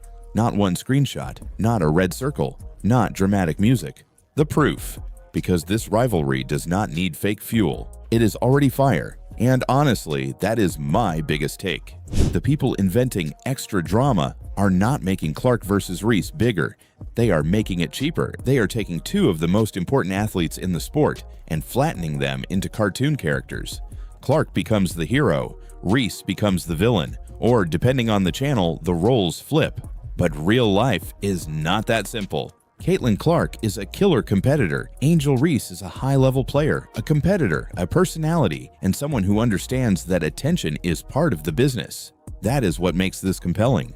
Not fake hatred, real tension, real history, real contrast, real stakes. They do not need to be friends. Rivalries are built on stakes. They are built on the feeling that when these two players share the court, something bigger is happening. And Clark versus Reese has that. When they play, it matters. So the next time you see a thumbnail screaming that one of them snapped, mocked, attacked, or destroyed the other, ask one question: where is the proof? Because the real Clark versus Reese story is not boring. But the fake version is just people selling you anger because they know you will click. So enjoy the rivalry, pick your side, argue in the comments, but do not let somebody trick you into believing a feud they had to invent. Watch the game, watch the full clip. So let me know below, is Clark versus Reese good for the league, or has the media already pushed it too far? Like the video if you want the real story without the fake outrage. Subscribe for the next one, and I will see you in the next video. No, Michael Jordan did not secretly make Caitlin Clark some shocking mega offer. That story is fake. But here's the crazy part. The real Caitlin Clark money story is actually bigger than the fake one, because Clark does not need a made-up phone call from Michael Jordan to prove she is changing basketball. She is already doing something that looks a lot like what Jordan did in the NBA. Not because she has Jordan's resume, not because she has 6 rings, but because one player has walked into a league and completely changed the business around it. That is the story. And when you see the numbers, it becomes impossible to ignore. Analysts have estimated that Caitlin Clark's economic impact on the WNBA could be worth close to $1 billion. Not 1 million, not 10 million, 1 billion. That number is not just about jersey sales. It is tickets, television, merchandise, media rights, sponsorships, attention, and the value of every building she walks into. In 2024, one finance professor estimated Clark was responsible for over a quarter of the WNBA's total economic activity.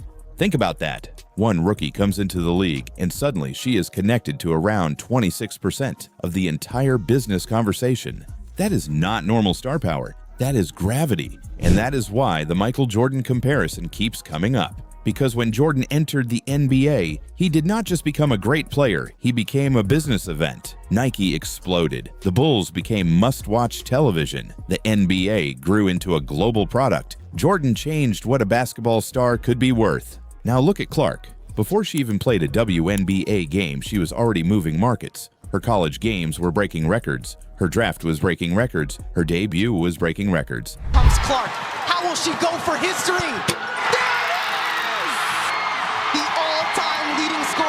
In women's college basketball. Glue of the team, the mother hen as they've called her. Caitlin Clark hits the three-pointer, and Clark makes history once again. No one in the history of the sport has hit more threes in a season than Clark has this year. And with that, beats none other than Steph Curry, arguably the greatest shooter of all time in the men's or women's game. This for college basketball history. She does it with a foul shot. Caitlin Clark becomes the all-time leading scorer in major college basketball history. Passing Pistol Pete Maravich. Then she got to Indiana, and suddenly the Fever were not just a basketball team anymore. They became the hottest ticket in women's sports. The WNBA reported its 2024 season had more than 54 million unique viewers across national networks. Regular season attendance jumped 48% from the year before. The league had 154 sellouts. Merchandise sales on WNBA platforms were up over 600%. That is not a little boost. That is a league being repriced in front of our eyes. Others coming into the game. Logo! Clark with a deep three. Three that you've been waiting for. Clark, nice feed. Wallace with the layup. And Caitlin Clark catalyzing a comeback here. Bonner gets denied by Boston. Wheeler finds Clark from the logo.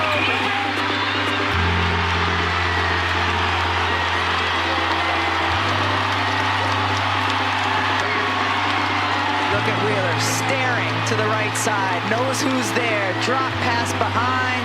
Could be the deepest shot we've seen Caitlin Clark make as a pro. Big one. And this building is rocked. And yes, other stars helped. Yes, the rookie class helped. Yes, the league had already been building momentum. But let's be honest, when Caitlin Clark is on the schedule, everything changes.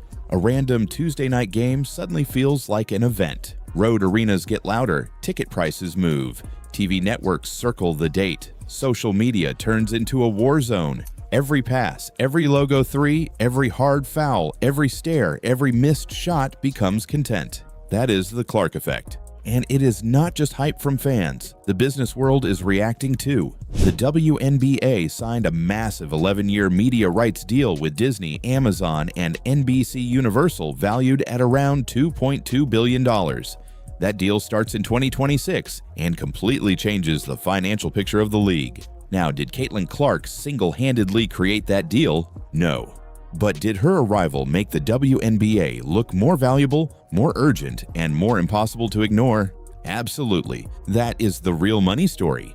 Not Michael Jordan making a fake offer, not some secret handshake behind closed doors. The real story is that Clark has forced everyone to look at the WNBA differently. Networks see ratings, sponsors see attention, teams see sellouts, media companies see clips, and fans see a player who makes them feel like something historic might happen every time she crosses half court.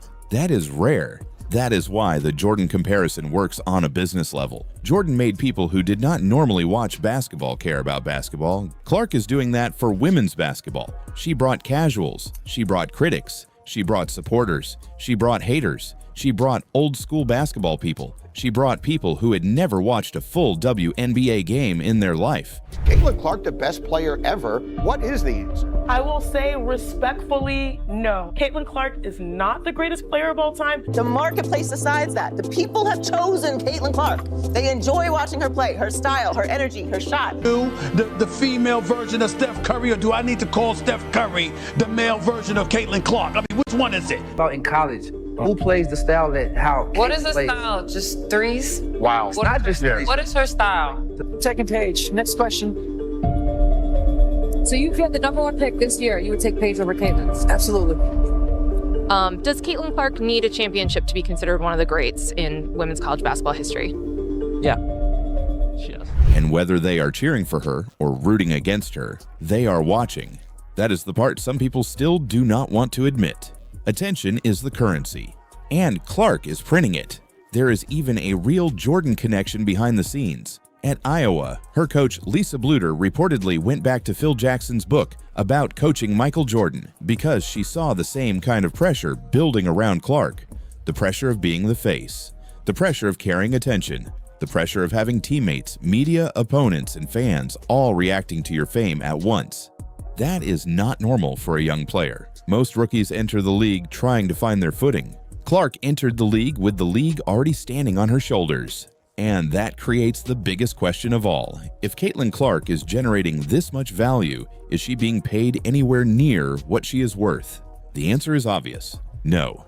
That is not an attack on the WNBA. That is just the reality of the current salary system.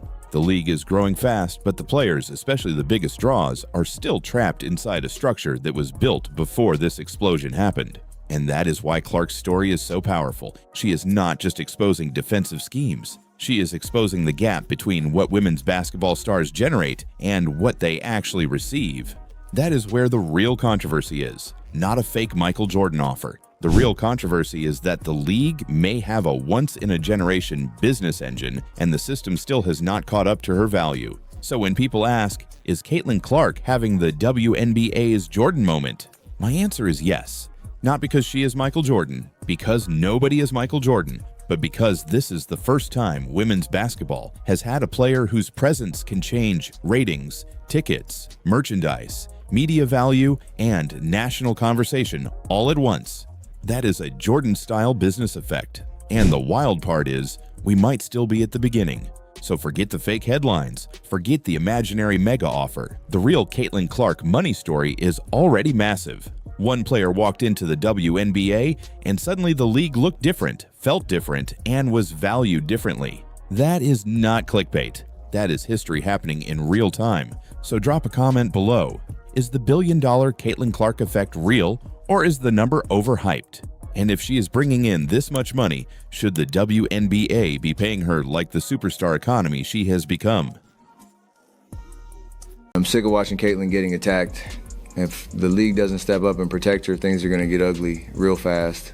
One of the greatest shooters who has ever lived watched Caitlin Clark play basketball and basically described watching himself. Her range, her three-point shooting overall, her flair for testing her range every night and knowing that the other team's going to try to take it away. And she's fearless. No shot is a bad shot, and when you can shoot it as well as she can. She just adds another element of surprise that you can't really game plan for because it's so kind of just unseen. Once she crosses half court, she's within her range. It's always a threat. Biggest thing is how she balances that and her playmaking ability to get everybody else involved. No fake mic grab, no live TV meltdown, no made-up drama. The real story is much better than that, because when Stephen Curry talks about Caitlin Clark, he does not sound like someone just being polite. He sounds like someone who recognizes part of his own game in another player. And that matters, because Steph Curry is not just a great shooter, he is the shooter who changed basketball forever. He changed where defenders have to pick players up. He made the logo 3 feel normal. He made every kid in a gym think they could pull up from ridiculous range. So when Curry looks at Caitlin Clark and says her release is basically identical to his, that is not just a nice compliment. That is a basketball earthquake. Somebody break down the release time, which is pretty much identical to mine.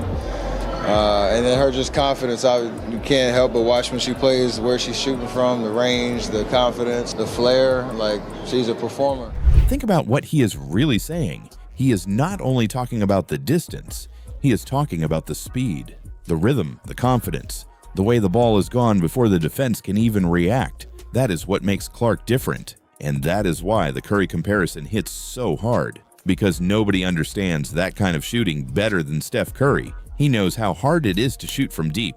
He knows how hard it is to do it under pressure. He knows what it feels like when defenses are built around stopping you before you even cross half court. So when Curry praises Caitlin Clark, he is not just saying she can shoot. He is saying, I know exactly how hard this is. There's been a lot of talk about Caitlin Clark being an amazing shooter and just someone we're watching.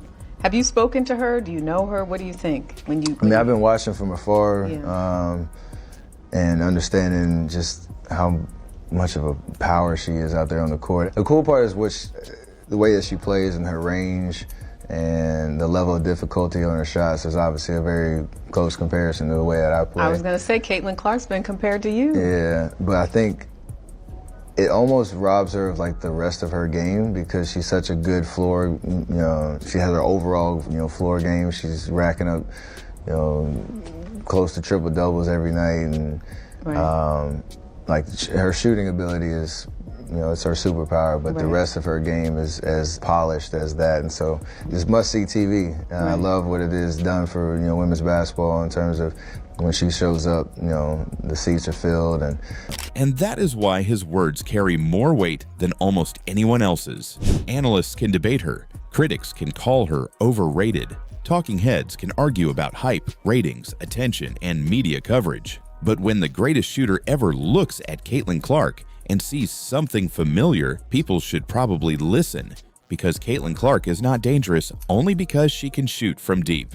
She is dangerous because the threat of that shot changes everything. The defense has to stretch, help defenders hesitate, passing lanes open, teammates get easier looks. The whole floor changes because one player has to be guarded from places where most players would never even think about shooting. He was shooting, letting that ball fly. I watched a little bit, but then I had to do some treatment. But it was amazing. I watched the first half. But she got to go in the second half, so I didn't watch that. She can shoot it better than me. That is the Curry effect. And Clark has her own version of it. That is the real connection between them. Not fake drama, not a viral lie, not some headline about Steph grabbing a microphone. The real story is two players connected by the same basketball idea. Range changes everything. Confidence changes everything. Fearless shooting changes everything. And the respect goes both ways. Caitlin Clark has never hidden how much she admires Steph Curry. She has talked about loving his game. She has talked about the influence he had on her style. And when she was asked which NBA player she would want to play one-on-one, she gave the perfect answer. She basically said she would get killed by every NBA player, but she picked Steph Curry anyway. If you could play one-on-one with anybody, current, not current, who would it be? That's a fantastic question. Current or not current? NBA, WNBA. Well, like, I would get killed by every NBA player, but like Steph Curry. You would have played one-on-one with Steph Curry. I thought you were gonna say Peyton Pritchard.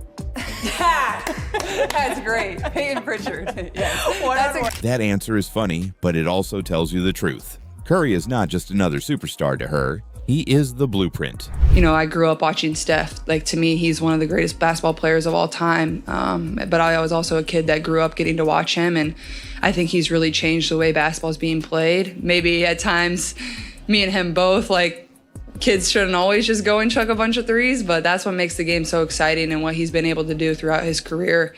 He's really changed basketball, and, you know, everybody that's ever met him knows how good of a person he is too. So it's cool to be here. Like, he's somebody I certainly idolize. The freedom to shoot from anywhere. The freedom to turn a normal possession into a moment. The freedom to make the crowd stand up before the ball even leaves your hands. That is what Clark grew up watching. And now Curry is watching her do her own version of it. That is why this is bigger than a compliment. It feels like basketball lineage. Steph Curry changed what was possible in the men's game. Caitlin Clark is helping change what is possible in the women's game. Different leagues, different journeys, different pressure, but the same kind of gravity, the same panic from defenses, the same feeling that something wild can happen the second the ball touches their hands. And here is my hot take. The Steph Curry cosign might be the most important endorsement Caitlin Clark has ever received. Not because Curry is famous, not because it makes a good headline, but because he is the perfect person to judge the exact thing that makes her special. When a random commentator says Clark has deep range, that is an opinion. When Steph Curry says her release reminds him of his own, that hits different. That is the master of the craft recognizing the same pattern in someone else. And that makes the overrated debate look lazy, because people can argue about the attention, they can argue about the media, they can argue about the fan base, but the basketball is right there. The range is real, the passing is real, the pressure she puts on defenses is real, and now the greatest shooter ever has basically said he sees it too. But let's be clear, praise from Steph Curry is not a trophy, it is not a championship, it is not an MVP. It does not mean Caitlin Clark has already reached the top. She still has to build the rest of her career. She still has to keep improving. She still has to handle the traps, the double teams, the physicality, the bad nights, and the pressure that comes with being the biggest name in the league. Curry's praise is not the finish line. It is a signpost. It tells you what her ceiling could be. It tells you that what people are seeing is not imaginary. It tells you that one of the smartest shooters in basketball history watched her and understood why she feels different. So forget the fake mic grab story. The real Steph Curry and Caitlin Clark connection is better. It is about respect, influence, skill, and one revolutionary shooter tipping his cap to another player who is changing the way the game is watched. So now I want to know what you think. Is the Curry comparison fair, or is the bar still too high? And at the same stage of their careers, who was the better pure shooter? Drop your answer in the comments. Because here's the thing, like, the narratives that surround Caitlin Clark are just really interesting. You know, the idea that she's protected by the league, the idea that everyone's going after her because she's been so heavily promoted, which, listen, the promotion of Caitlin Clark based on what she did in college, I think is fairly justified. She was doing incredible stuff over there, and I didn't love this aspect. I understood, but I didn't love this aspect. I felt like when Caitlin Clark first got in the league, and it wasn't just her, other young people that were getting in the league at the time, a lot of new eyeballs were coming over to the W, and it seemed like there was a little bit of the old guard that was relatively annoyed by the new kids coming into the school. There is a spot on the floor that should genuinely terrify every defender in the WNBA. For most players, it is too deep. For most coaches, it is a bad shot. For most defenses, it is where possessions go to die. But for Caitlin Clark, that spot is where the defense starts panicking. Because when she crosses half court, the game changes. Not at the three-point line, not at the wing, not when she gets into the paint. The second she steps over the logo, defenders have to make a decision. Do we pick her up now? Do we back up? Do we send help? Do we switch? Do we trap? And that is the problem. By the time a defender is asking those questions, Caitlin Clark has already won the possession. It's perfectly constructed. I do believe that, you want Caitlin Clark's the best pick and roll player in the league. You want to stretch four. This Indiana roster hasn't been constructed to give her the most space possible, in my opinion. In all of our opinion, Ryan. This is why she is a nightmare to guard. It is not just because she shoots deep. Plenty of players can shoot. It is not just because she passes. Plenty of guards can pass. It is not just because she plays fast. Plenty of players are quick. It is because she does all of it at the same time. Caitlin Clark is back. She just had 32 points. That was crazy. 8 rebounds, 9 assists. I mean, right there, almost having another triple-double. How hard is it or fun is it to play against Cece out there? Yeah, I mean, I haven't played her this season. You haven't played her this season? Okay. No, only had a chance to play her last season. But, I mean, she brings the show, literally with her game and then also with the fans on the road. And that is what makes her different. Let's start with the obvious one, the range. Clark does not stretch the floor like a normal shooter. She stretches it until the defense looks broken. A normal three-point threat makes you guard the arc. Caitlin makes you guard the parking lot. And that might sound dramatic, but watch the way teams defend her. They are not casually meeting her at the line. They are picking her up high. They are sending extra bodies. They are shading help before she even starts the action.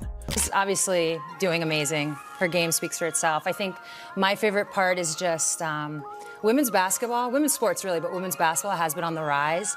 And it's kind of like what Magic and Bird was to men's basketball. Like this moment, we kind of needed something. This is to that just moment. And Caitlin's that moment. And I think a lot of it has to do with her logo threes. A lot of, I mean, speaking of John 529 from Twitter, yeah, like, oh, women don't dunk. Yeah. That's what he sounds like. Yeah, exactly. Yeah, of course, women don't dunk. Yeah. That's why I don't watch. But you can't really talk trash on a logo three. So a logo three is deep. That's deep. That's almost half court where the NBA, where the WNBA logo is. Yeah. Literally where and she's she just, it's just fact. Why? Because they know if she gets one clean look from deep, the entire energy of the game can flip. That is the fear factor, and the scariest part is not even the shot itself. It is how fast it comes out of her hands. You can be in decent position and still be late. You can think you have recovered and still watch the ball fly over your fingertips. That is what separates a good shooter from a defensive emergency. I think in particular, there's been so much attention around Caitlin Clark this season in terms of not just her play and how she's coming back from injury in year 3, but how she's handling some emotional moments in high pressure situations and her leadership. And you know what it's like to be a franchise player. You know what it's like to win. You know what it's like to play at the highest level. What does that development stage look like for a franchise player at that level?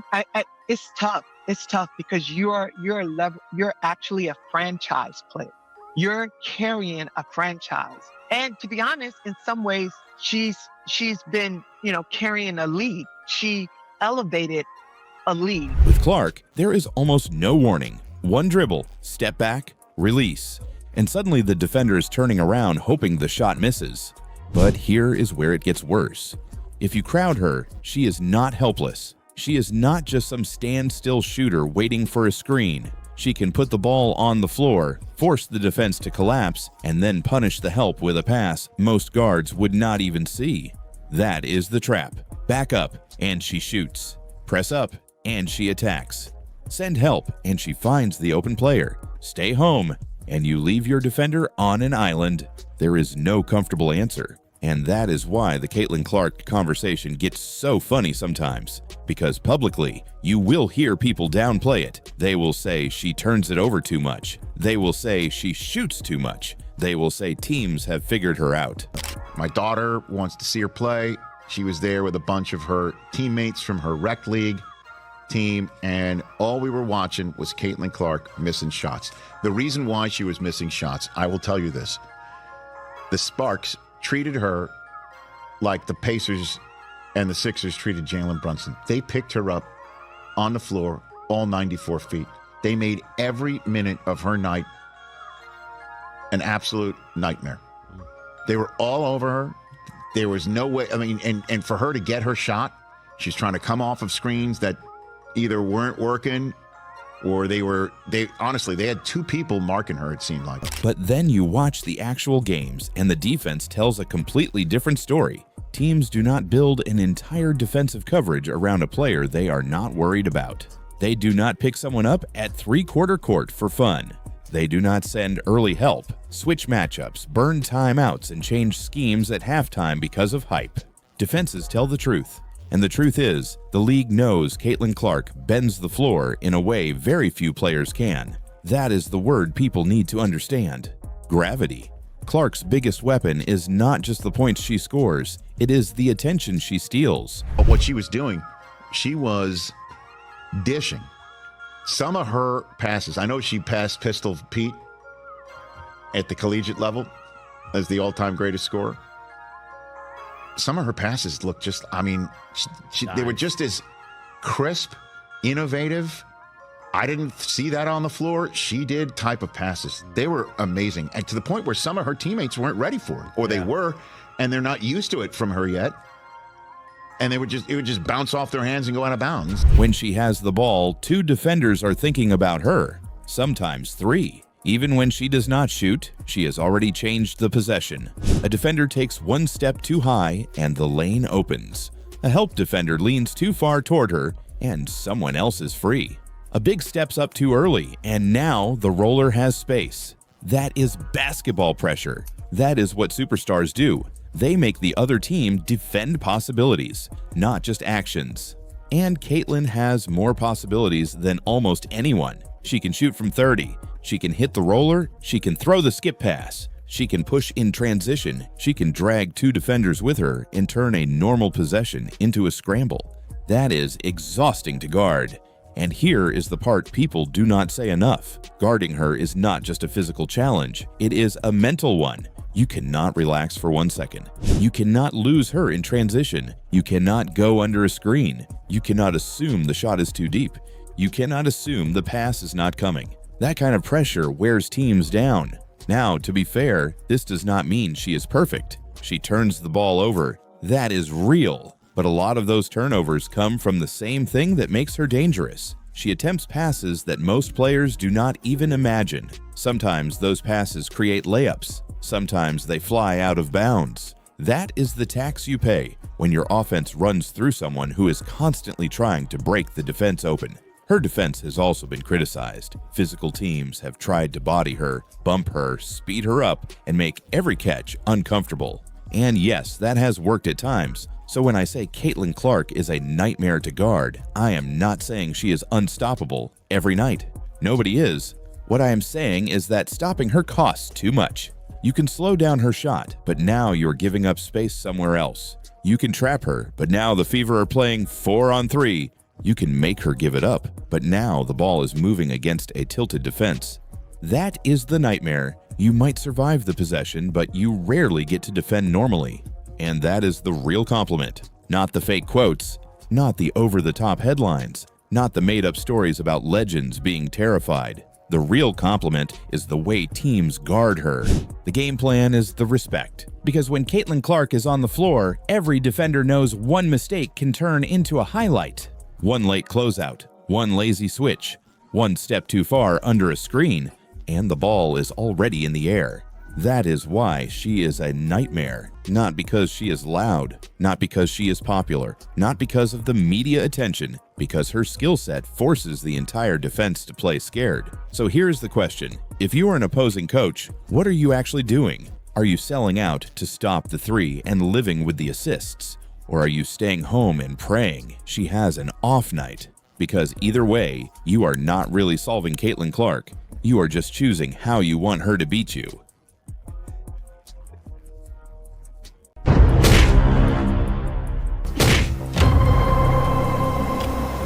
Alyssa Thomas, that's what she does. She uses her body. I'm sick of watching Caitlin getting attacked. If the league doesn't step up and protect her, things are going to get ugly real fast. Caitlin Clark was on the floor again.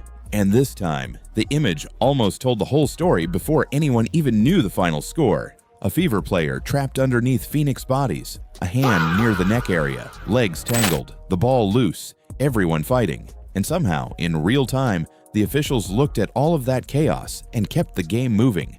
No whistle, no flagrant, no immediate punishment, nothing. It is one of the wildest games I have ever watched in my life. I watched Caitlin Clark get punched in the throat. I watched Caitlin Clark get kneed in the groin, get kneed in the ribs. I watched Caitlin Clark hit the ground repeatedly. For months now, I've been talking about how Stephanie White's system will lead to a Caitlin Clark injury. But the next day, the WNBA came back and admitted what fans already saw. Alyssa Thomas was given a flagrant foul 2 and a 1-game suspension for reckless contact with her fist to Caitlin Clark's throat area. Once again, ladies and gentlemen, all I can say is wow at this point. When the league had a chance to make a statement, they chose the minimum punishment. Ladies and gentlemen, we finally have a decision from the WNBA. And in my opinion, it's not enough. It simply is not enough. After fans, media, and even former players spent all morning and afternoon waiting, even last night, waiting for the league to respond, the WNBA announced that Alyssa Thomas will receive just a 1-game suspension. Huh? And that is why this Fever versus Mercury game has turned into something much bigger than a 2-point loss. Phoenix won the game 111-109. But that is not what people are talking about. They are talking about Caitlin Clark leaving with a back injury. They are talking about Stephanie White exploding after the game. They are talking about another no call. And most of all, they are asking the same question again. How many times does this have to happen before the WNBA actually protects its biggest star? And then we're going to talk about something else that's hard to ignore. Suddenly, you're hearing Stephanie White defend Caitlin Clark. Suddenly, the Indiana Fever's president is speaking publicly defending her. But where was all of this when Caitlin Clark was being relentlessly criticized? That's what I want to know. Where was these voices when the national conversation was going in the opposite direction? Now that this story have exploded into mainstream media, everyone seems to have something to say. Because this did not feel like just another physical basketball game. It felt like a warning sign. Before we break it down, comment "Protect Clark" if you think the league has to start treating these moments seriously. Because once you see the full sequence, Stephanie White's reaction makes a lot more sense. This game was already heated before tip-off. The Fever and Mercury had just played 2 nights earlier, and that matchup was full of tension. Technical fouls, ejections, players jawing, bodies flying. Everyone knew the rematch was going to be emotional. Therefore, this should have been one of those games where the officials set the tone early. Instead, they let it build. And Caitlin Clark came out like she knew exactly what kind of night it was going to be. She was cooking Phoenix in the first quarter. She had 13 of her 19 points early. She was hitting deep threes, attacking the rim, finding teammates, and looking like she was about to take over the entire game. But anyways, after Caitlin Clark gets sizzling, she's on fire. 19 points, 8 assists halfway through the third, and by now she's been hit with multiple hard screens. She's been hit in the throat. She's been taken out on a 3-pointer. A typical Caitlin Clark game. Clark finished with 19 points and 8 assists in under 20 minutes. Just sit with that for a second. 19 and 8 in less than half a game. That was the pace she was on. But then the game changed. In the second quarter, Clark ended up on the floor during a loose ball scramble. Alyssa Thomas came down into the play, and the contact around Clark's body immediately had fans rewinding the clip.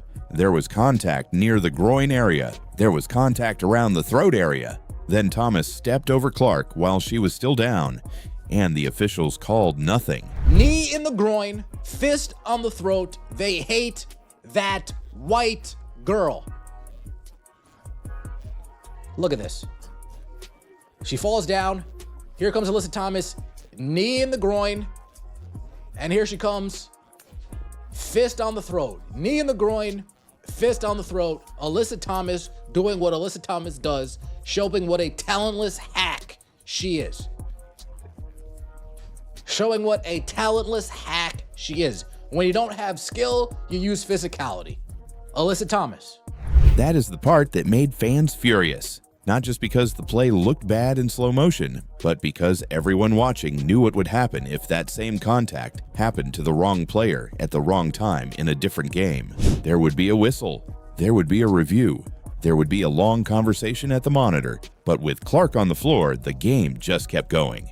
And that is why the WNBA's decision the next day mattered so much. Because if the league later decided the play was bad enough for a flagrant foul 2 and a suspension, then why was it not bad enough to stop the game live? That is the question fans cannot let go of. How can something be dangerous enough on Thursday, but invisible on Wednesday? The highest attended 20 games in WNBA history. Caitlin Clark has played in every one of those games. The highest rated games in WNBA history. Caitlin Clark, I believe, has played in either 18 or 19 out of the top 20 rated games on TV. Teams have moved their games against the Indiana Fever into NBA arenas to basically fulfill the need for the outreach and the outpouring of support for Caitlin Clark. So all the numbers tell you the impact that she has had on this league. And for the players and for anybody else not to see that, as you were talking about, how she would help raise the league and everybody would benefit from it, and then be treated the way she is on the basketball court. You could use the word disgraceful, you could use the word disrespectful, you can use the word embarrassing. You choose the word you want to use. All I can tell you is that I just think it's an embarrassing, disgraceful display of a lack of sportsmanship and understanding the big picture for the WNBA. And that is where Stephanie White comes in. After the game, White was not just upset, she was done. She called the no call egregious. She called it disrespectful, and she said she had brought the incident to the officials at halftime. Steph, one more on Caitlin. Obviously, you're very forceful tonight. What made you want to maybe make that statement so forcefully tonight after you defended her in the past, but obviously a little more fire? Because they were so egregious. I mean, the fist in the throat is crazy. It's crazy. It's dangerous. The landing spot, when you went to review it and she still comes down on top of another foot, like, I don't know. Because to me, that's like a do-over on a test. How do you screw it up again? And it's just, when you have these things continue to happen time and time again, eventually it gets frustrating. But I thought those were just more egregious. Think about that. She did not wait until after the game to complain. She told them during the game. She brought it to their attention at halftime. And according to White, the answer was basically that they did not see it. You're coming in here aware of what happened 2 nights ago? And that still happens? Absolutely unacceptable. Absolutely unacceptable. And the reckless closeout that they actually reviewed, and the foot still comes down on top of the defender's foot that wasn't upgraded? Absolutely disrespectful. We have a generational talent and a WNBA superstar who had 2 cheap shots right there that weren't called. And I just say again, absolutely unacceptable. But that excuse only makes the whole situation worse, because the same officials who did not see contact to Clark's throat somehow saw plenty when it was time to call Indiana for fouls late in the game. White pointed out that Phoenix shot 24 free throws in the second half. She also pointed out that Indiana was called for 11 fouls in the fourth quarter, compared to only 2 for Phoenix. That is why this became bigger than one play. It became about consistency. It became about trust. And it became about whether Caitlin Clark is being officiated the same way as everyone else. Steph, do you think that the league needs to look into how Caitlin Clark is defended or how she's officiated going forward? I mean, we spent all offseason looking at officiating. All offseason. And I still say the one thing that we keep asking for is consistency. She is not called the same way everybody else is called.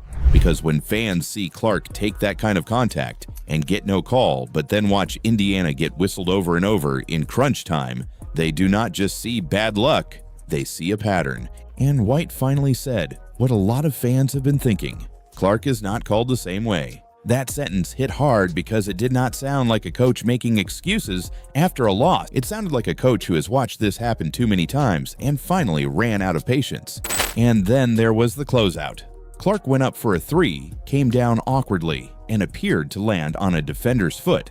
That kind of play is always scary because landing space matters. Shooters are vulnerable in the air. They cannot protect themselves once they come down. Then we have this play right here. Caitlin Clark, landing space call. Or should I say landing space no call. Shoots a three, player gets her landing space, she gets hurt, and you see as soon as she gets hurt, boom, instantly goes to grab her back. The back that Stephanie White told us wasn't an issue.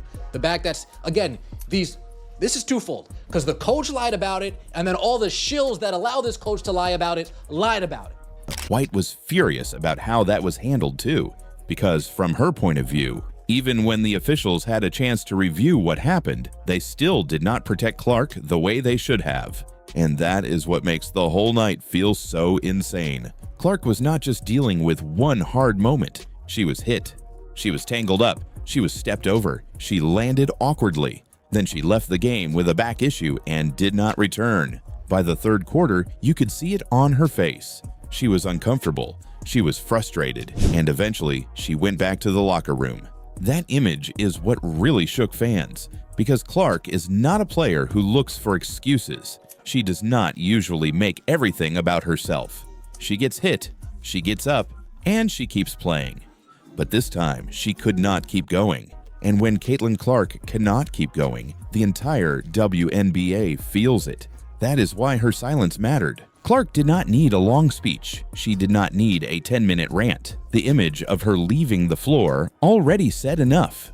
But when she finally reacted online, fans treated it like the moment the silence broke. Because for so long, Clark has taken the hits, taken the criticism, taken the extra attention, and tried to keep moving. But this felt different. This felt like the moment where fans said, enough is enough. And they were not alone. The league itself had to step in after the game. Alyssa Thomas was suspended 1 game. The foul was upgraded. The play was finally punished. But that punishment also created a bigger problem for the WNBA. Because by punishing Thomas after the fact, the league basically confirmed that the officials missed something serious in real time. And that is the real story. Not just that Clark got hit, not just that Thomas was suspended, not just that Indiana lost by 2. The real story is that the WNBA is growing faster than ever, and every missed call now gets replayed by millions of people. Every angle gets slowed down. Every decision gets judged. And when the league's biggest star is the one on the floor, fans are not going to shrug and move on. They are going to demand answers. If I were Caitlin Clark, I would seriously consider going to play overseas somewhere and get the royal treatment. She's been getting run over, steamrolled, shoved down, this one to the neck last night. Alyssa Thomas should be suspended with the way that looks and the way that it just comes across. I'm like, this is what the WNBA has become. I'll tell you what, if I were Caitlin Clark, I would seriously consider going to play overseas somewhere and get the royal treatment. And I know that Caitlin makes a ton of money off the court in terms of endorsements, and rightfully so. But I think that there's a petty jealousy, and she's a straight white basketball player, and she is not being treated with any sort of respect whatsoever. That is the price of growth.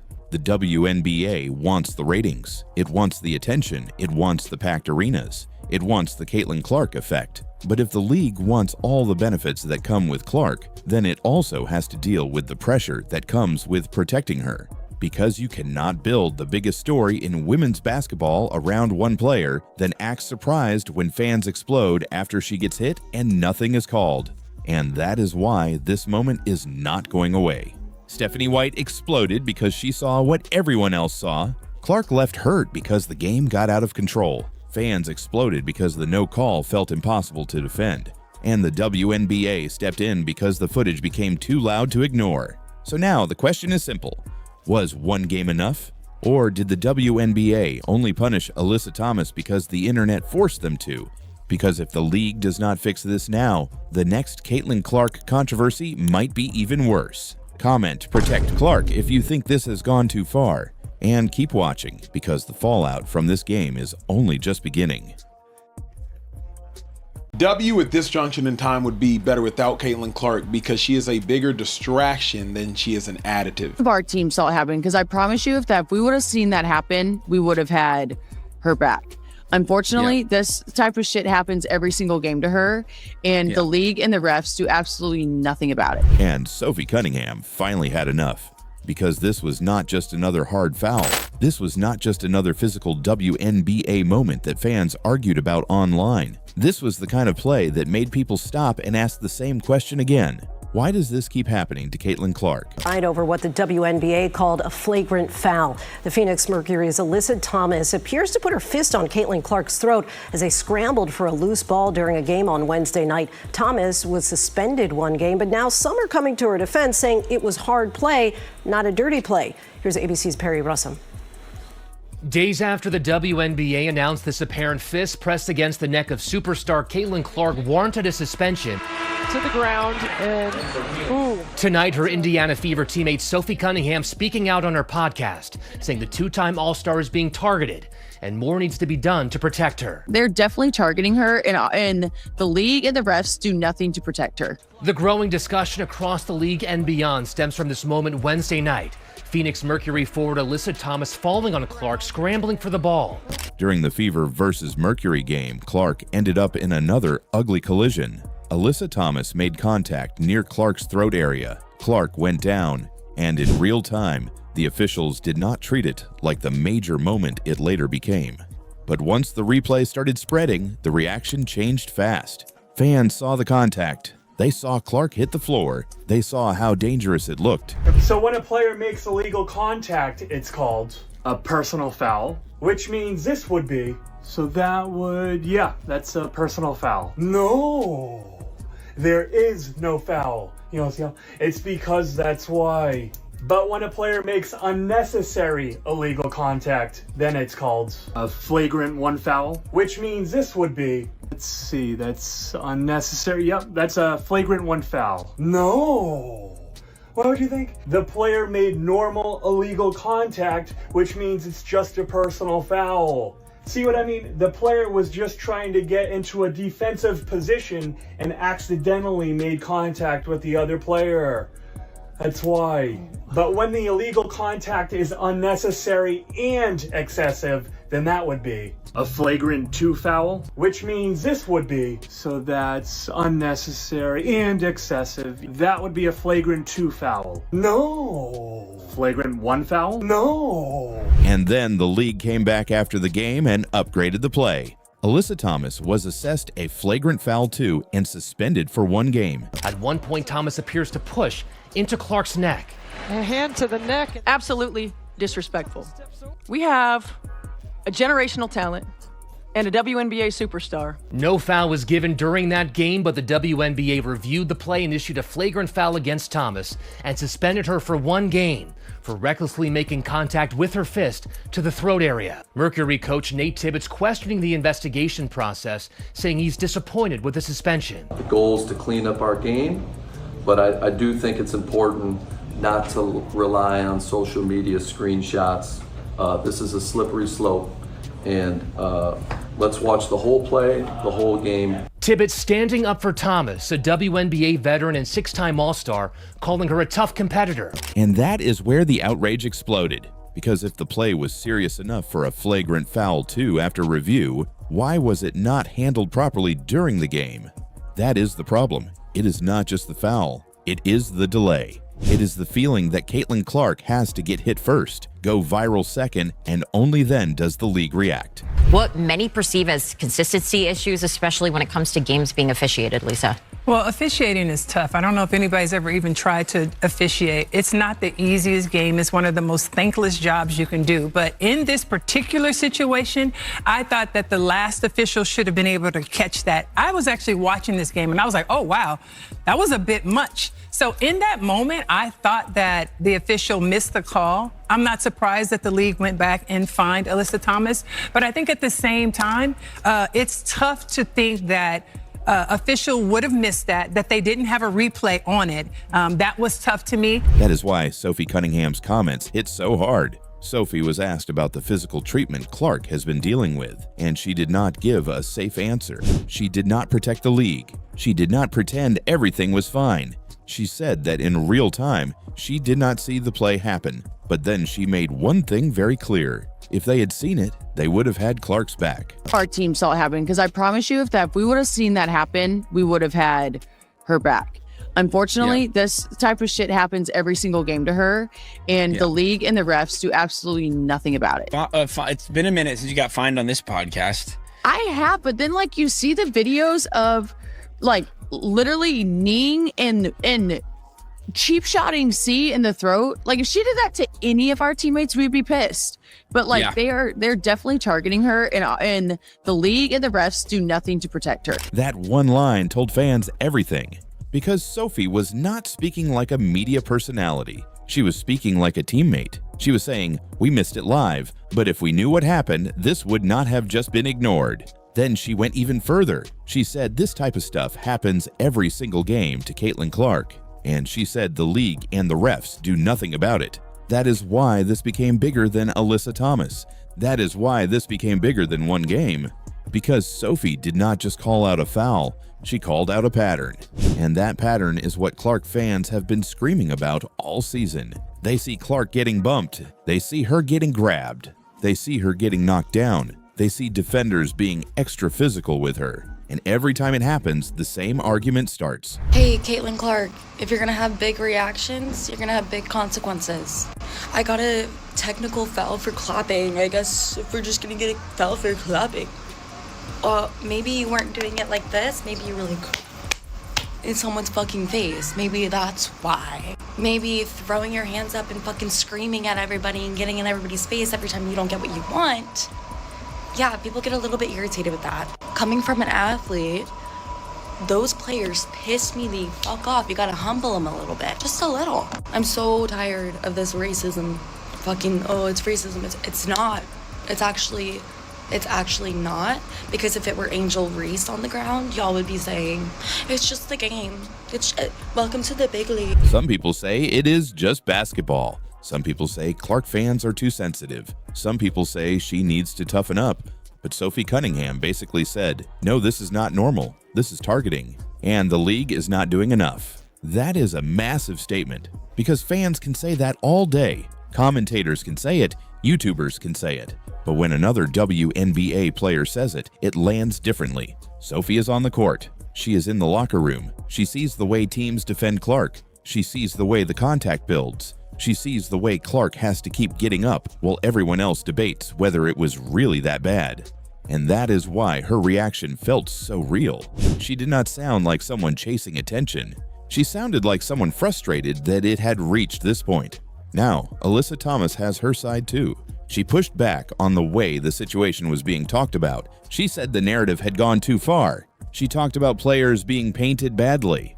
And that part matters too. Nobody should be threatened over basketball. Alyssa, you said that the league still hasn't reached out to you in the aftermath of everything, of the incident and like vitriol and stuff like that on social media. How do you feel like they could better support you in this incident? I think it's not even about the suspension. If that's what they felt was necessary in that moment, then so be it. But I think there's a lot of other plays that you can say the same about. I think the biggest thing is it's just about our safety. We're so concerned about the safety on the court, but time and time again we're having people threatening our lives, leaking addresses out there, putting crazy pictures that have nothing to do with basketball. So nobody should have their personal safety put at risk because of a play in a game. That is not accountability. That is just wrong. But here is where the story splits. Thomas is talking about the backlash. Sophie is talking about the contact. And fans are talking about the pattern. Those are 3 different conversations happening at once. And that is why this story has become so explosive. Because if you only talk about the backlash, you miss why people were angry in the first place. But if you only talk about the foul, you miss how ugly the reaction became after it. The real issue is bigger than one player. It is bigger than one suspension. It is bigger than one missed call. The real issue is whether the WNBA knows how to protect the biggest star it has. Caitlin Clark changed the league. She changed the ratings. She changed the attention. She changed ticket demand. She brought in people who were not watching before. And whether people like it or not, when Clark goes down, the whole league feels it. That does not mean she should get special treatment. It means the standard has to be clear. If a player takes dangerous contact, call it. If a foul crosses the line, handle it in real time. Do not wait until the internet explodes. Do not wait until fans slow the replay down. Do not wait until the damage is already done. That is the frustration Sophie Cunningham exposed. She did not just defend Caitlin Clark. She exposed the league's biggest problem. The WNBA keeps saying it wants more attention, but attention comes with pressure. It comes with scrutiny. It comes with fans watching every missed call, every replay, and every decision. And right now, fans do not trust that Clark is being protected properly. That is why Sophie's not sorry energy matters. She did not sound like someone walking her comments back. She sounded like someone who believed the league needed to hear it. She sounded like someone who believed Clark has taken enough. And now the question is simple. Was Sophie Cunningham right to go this hard after Alyssa Thomas? Did she finally say what everyone else was thinking? Or did she take an already heated situation and push it even further? Because one thing is clear, if Caitlin Clark keeps ending up on the floor and the league only reacts after the internet forces its hand, this debate is not going away. It is only going to get louder. This is getting crazy real quick. It's getting sticky real quick. The WNBA refs information has been leaked. There could be potential betting going on, a potential scandal. We don't know what's going on. We don't know who to trust. Something does not feel right. Not just because Clark is getting hit, not just because she is taking contact, not just because she is constantly ending up on the floor, but because the whistle never seems to match what everyone is watching. Clark and Alyssa Thomas getting a flagrant foul assessed to her. We showed that what happened here. I mean, if you look at the still frame, it looks horrible, but if you watch it in real time, it kind of looked like it happened accidentally. What are you thinking about this?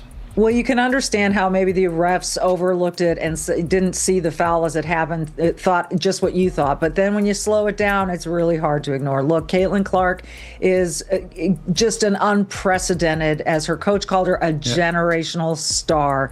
She's hitting threes. She's dishing the ball. She's scoring every single night. She is making this league far more successful than it ever has been. And I know because I was a play-by-play announcer for the WNBA on network TV for the first 3 seasons, along with Reggie Miller. And so it's seeing new heights, and it's thanks to her. Well, there's no question she gets roughed up a lot. She's got to get protected, John. She's got to get protected. Yeah. And now, this story has gone from bad calls to something much darker, because WNBA refs are suddenly at the center of a shocking betting scandal conversation. And Caitlin Clark fans are absolutely exploding. But this information has been put out. We got to get into it, man. The WNBPA has also failed to protect and represent Caitlin Clark. That is the Women's National Basketball Players Association. The Players Association have not stood behind Caitlin Clark after the brutal attack by Alyssa Thomas. This is all crazy. Christine Brennan went in on it. But we got to get into these refs being identified, man. There's potential scandals happening. For months, the debate around Clark has been simple. Is she being protected? Is she getting the same whistle as everyone else? Are defenders being allowed to play her differently because she is Caitlin Clark? But now, fans are asking an even bigger question. What if these missed calls are not just mistakes? What if this is not only about bad officiating? What if there is something happening behind the whistle? That is why this story is so dangerous for the WNBA. Because once fans stop trusting the refs, they stop trusting the product. And once fans stop trusting the product, every call becomes suspicious. What's going on? We are seeing multi-million-dollar NBA players with 8-figure contracts getting arrested for betting and gambling and all of this stuff. You seen the Brendan Swordsby kid at Texas Tech got put out because he was betting on games. How do we know that these refs that are clearly sabotaging Caitlin Clark, how do we know they're not betting? We don't know anything. You can't put anything past any of these people, but these are the referees. They've been identified. Okay, take a look at these guys here. Every no call becomes evidence. Every technical foul becomes part of a bigger pattern. That is exactly what is happening right now. According to the discussion spreading online, a list of WNBA referees has been pushed into the spotlight. Names that most fans never knew are now being tied to controversial games, missed calls, and strange whistle patterns. WNBA refs, and they're all in question, all of them, because you don't know what their motives are. We've seen games where Caitlin Clark shoots 0 free throws, but we've seen games where Breanna Stewart and Asia Wilson will shoot 20+ free throws in a game. How do we know they're not prop betting? How do we know? We don't know nothing. Hold on, man. Y'all think it's a game. Take a look at this here. How do we know? 9-year NBA veteran Malik Beasley has been indicted on federal charges for gambling related to a sports betting scheme, such as point shaving and prop bets. His attorney, Steve Haney, tells ESPN the government is coordinating a voluntary surrender of Beasley this week. How do we know these cheating WNBA refs ain't in on it? Look at some of the stuff he was doing. Look at some of the stuff he was doing to make sure he get the overs and unders. And that changed everything. Before, fans were angry at the refs. Now they are asking which ref made the call, which ref swallowed the whistle, which ref gave Caitlin Clark a technical, which ref ignored the contact, and which ref keeps showing up when these games get ugly. That is where the betting angle becomes so explosive, because sports does not live in an innocent world anymore. Betting is everywhere. Props are everywhere. Lines are everywhere. Every rebound, every point, every assist, every free throw, and every foul can matter to somebody with money on the game. Look, 4 games Malik Beasley allegedly shaved points. Bucks versus Cavs, Bucks versus Hornets, Bucks versus Clippers, Bucks versus Nets. The group of bettors took the over on Beasley's rebounds and cash for the Clippers game. The scheme eventually didn't work out after he couldn't hit the under on his rebounds in the Nets game. Here's Malik Beasley getting a 4th rebound and with just 2 seconds left in the game against the Clippers.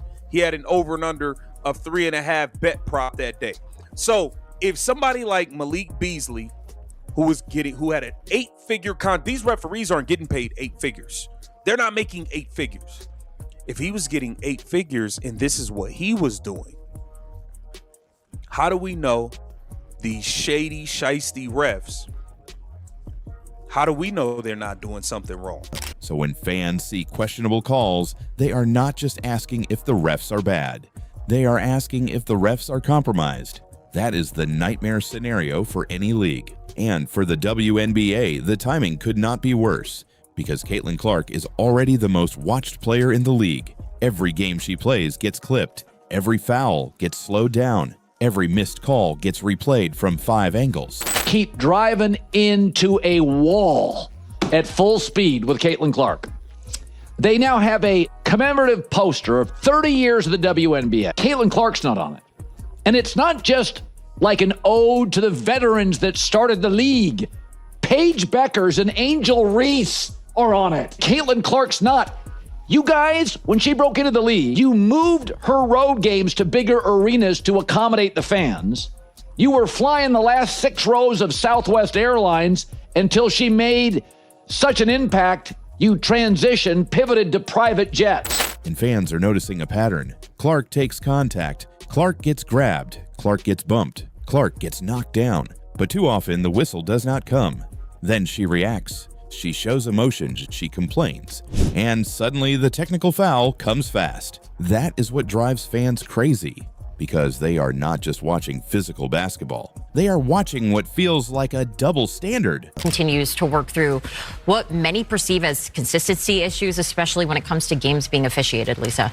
Well, officiating is tough. I don't know if anybody's ever even tried to officiate. It's not the easiest game. It's one of the most thankless jobs you can do. But in this particular situation, I thought that the last official should have been able to catch that. I was actually watching this game and I was like, oh, wow, that was a bit much. So in that moment, I thought that the official missed the call. I'm not surprised that the league went back and fined Alyssa Thomas. But I think at the same time, it's tough to think that official would have missed that they didn't have a replay on it. That was tough to me. And I think overall, the league's got to do better. The officials have got to do better, but also players. Players have to clean it up. We used to play in a way that you protected one another. Yeah, I want to play physical. I want to play hard, but I'm not out here trying to hurt you. If I was out there for a loose ball and it was Renee down there, yeah, I'm going for the ball. But if I accidentally punched Renee or hit her in some kind of way, maybe the play goes on, but I help her up. I help her up. You know what I mean? Just out of the like, dang, my bad.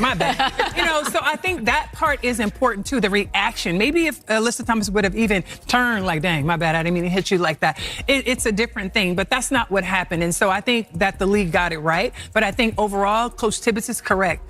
Everything, consistency is important. It needs to be cleaned up for all players, regardless of what their accolades are. None of that part matters. It matters about protecting these players, no matter which team, which position, when they sub in, the start of the game to the end of the game. Every player deserves the same type of protection. Other players can yell, other players can clap, other players can get in a referee's face.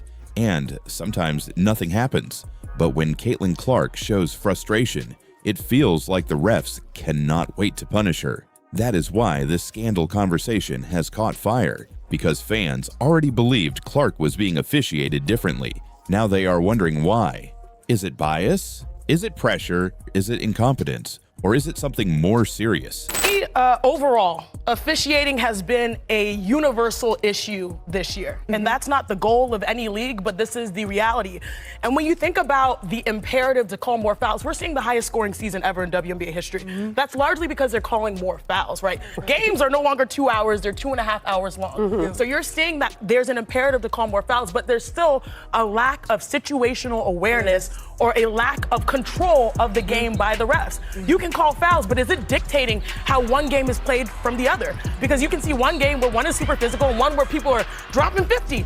There's been a lack of consistency, and this creates a problem in magnifier matchups. And this is a magnifier matchup when you look back at it. Alyssa Thomas, Caitlin Clark, both dominant players, but Alyssa plays on the edge. I know her. And Caitlin sometimes embellishes at times in certain instances. And so when you have a scrum, like you said, there needs to be a hyper-vigilance, but also this created a position where the league is now forced to be reactive. And instead of having a control of not just calling fouls, now the league is reacting and doing something that it rarely does on a non-call and instituting a suspension. And to me, that was unique. And that is the problem for the WNBA, because at some point, the reason almost stops mattering. If fans cannot tell the difference between incompetence and corruption, the league already has a crisis. Look at the Alyssa Thomas situation. Clark takes dangerous contact. The game keeps moving. The league reviews it later. Then suddenly the play is serious enough to become a major punishment. And fans are left asking the obvious question: why did it take the internet exploding for the league to see what everyone else saw? That is the trust problem. Fans do not want justice 24 hours later. They want the game called correctly while it is happening. Because if the league keeps fixing calls after the fact, people will start believing the games are not being controlled in real time. How do we know they're not doing something wrong? The identities are right here. We're going to be watching. We're going to be paying attention, because a lot of y'all refs have put this bullseye on your own back. Y'all refuse to. Y'all gave Caitlin Clark a tech, but then I watch Kayla McBride clapping you guys' face, no technical foul. I watched Paige Beckers just recently clap at you guys, taunting opponent, no technical foul. None.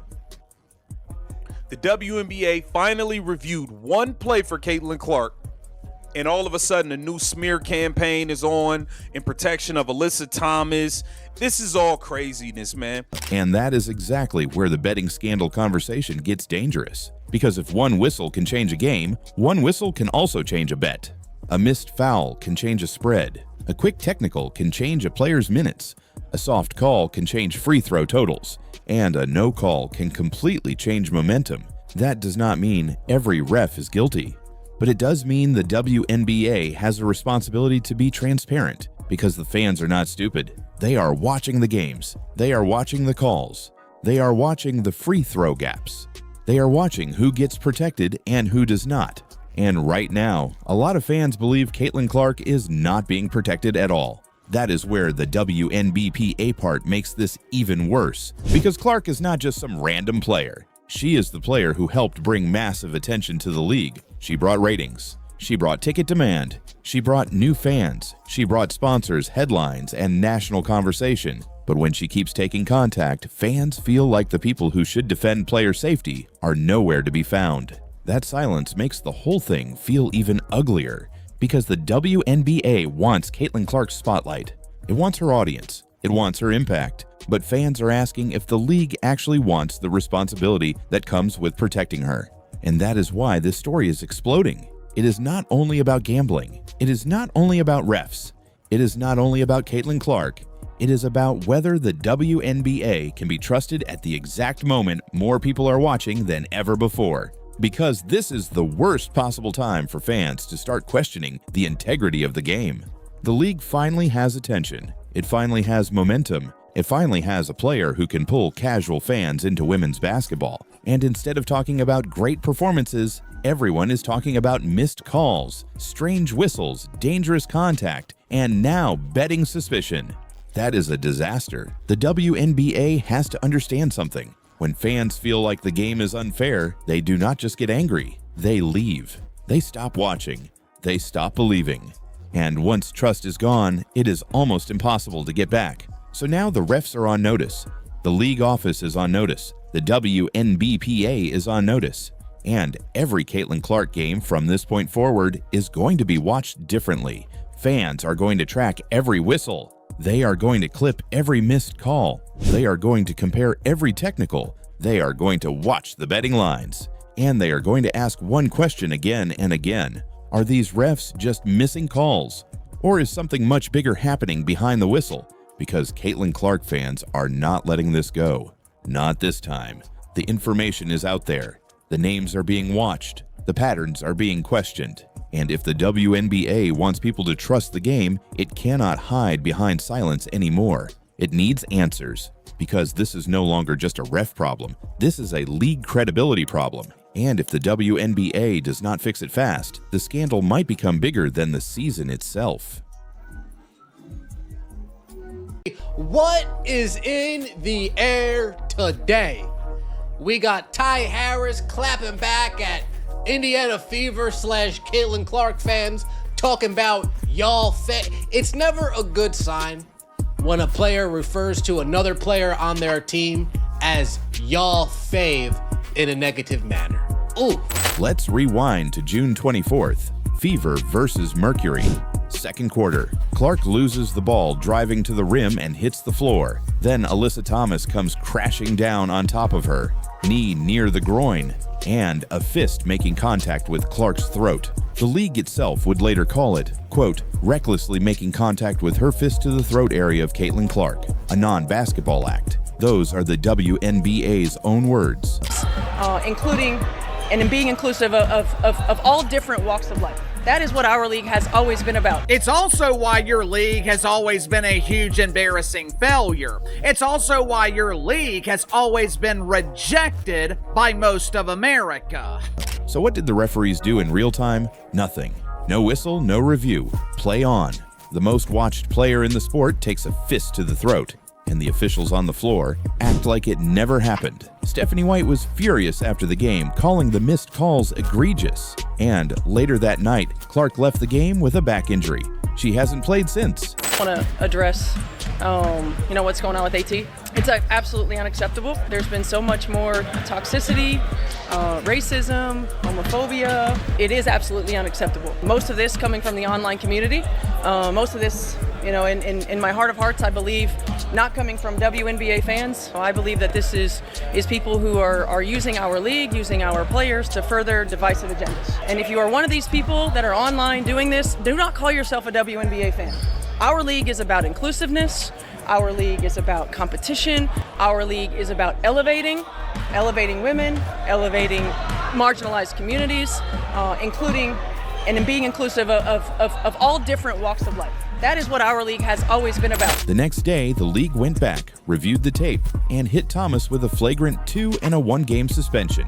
Too little, too late, if you ask Fever fans, because the damage was already done, on the court and off it. The internet exploded. The clip went viral. The debate shows ran it on a loop for a week straight. Thomas said she received death threats. WNBA star Alyssa Thomas blasting Commissioner Kathy Engelbert after Alyssa says she received death threats over this incident with Caitlin Clark. There's a difference between trolling and there's a difference between hatred, and the hatred that we're experiencing over a play that honestly was a complete accident. The play happened at last Wednesday night's game between the Phoenix Mercury and the Indiana Fever. Clark at the bottom of a scramble for the ball. At one point, Thomas appears to push into Clark's neck. Fans on both sides went to war, and through all of it, one voice was missing, Caitlin Clark's, until Friday. And what she said changed the entire conversation. Clark opened with zero hesitation. Quote, "I did think it was a flagrant foul. Our reffing just needs to be better." She said it wasn't even up for debate. Watch the clip, she said. It's pretty straightforward. I thought I would just probably start. I'm sure you guys have a lot of questions, and obviously I haven't been available for like a week or so. So, first of all, I know what you guys are going to ask, and I did think it was a flagrant foul. And our reffing just needs to be better. And, it's tough. Obviously, the refs are in a really difficult spot. It's one of the hardest jobs in the world, in my opinion, is to make calls. All you do is get yelled at the whole time by everybody. You're never winning. So I think for us, as the league's just got to do better protecting our players in that regard. I don't really think that it was up for debate. Obviously, it wasn't called in real time. You can go back and watch the clip. I think it's pretty straightforward. Then she went one level higher. Quote, "The league's just got to do better protecting our players." It's kind of been a discussion for like 3 years now, and I think we really need to do a better job protecting the people in this league. And, obviously I've been involved in a few of those plays, but there's been plenty of others across the league that, haven't got called, go back and post game or whatever it is, teams submit clips, nothing really changes. So I think overall the league just has to do better, and we have to invest in those areas. The technology can get better. That's not a shot at one referee. That's a shot at the entire system, all the way up to the commissioner's office, the face of the league, the player carrying the ratings, the ticket sales, the TV deals. Just told the WNBA to its face that it is failing at the most basic job it has, keeping its players safe. But then Clark did something almost nobody expected. She defended Alyssa Thomas. She condemned the harassment and the hate being thrown at players, including the player who fouled her. Quote, "The harassment, the hate, none of that is okay. That goes for the opposing team we play. That goes for my teammates. That goes for my coaches. There should never be a question of character." We can treat the referees a little bit better, pay them like they're full-time employees. I think things like that. And, I think a lot has obviously come after that. And as I've stood up here and said before, like the harassment, the hate, none of that is okay. That goes for the opposing team we play. That goes for my teammates. That goes for my coaches. There should never be a question of character. Like I've always stood up here and said that, and that's truly what I believe. That's how I was raised. So, none of that is okay. And I don't want anybody to ever experience that. And then came the moment that hit fans the hardest. Clark got personal. She admitted that people think she's a machine and reminded everyone she's not. She said she's not a robot. She has emotions. She has feelings. And going through all of this can be really difficult. She's 24 years old trying to navigate a media storm most athletes never face in a full career. She even called out a headline claiming her season had been nothing but frustration and pointed out that nobody had ever actually asked her. She said discussing the play endlessly for days while other teams were out there competing was a disservice to the entire league. And, I think it can be really frustrating to me at times, and I think it's difficult. I think a lot of people sometimes think I'm a robot. I'm not a robot. I have emotions, I have feelings, and it can be really difficult to go through a lot of that. And, I'm 24 years old trying to navigate a lot. And I think at times I've been in this world 4 years now, and you would never change any of it. But there are times that it is hard, and there are times that, it probably affects me a little bit more than I do put on.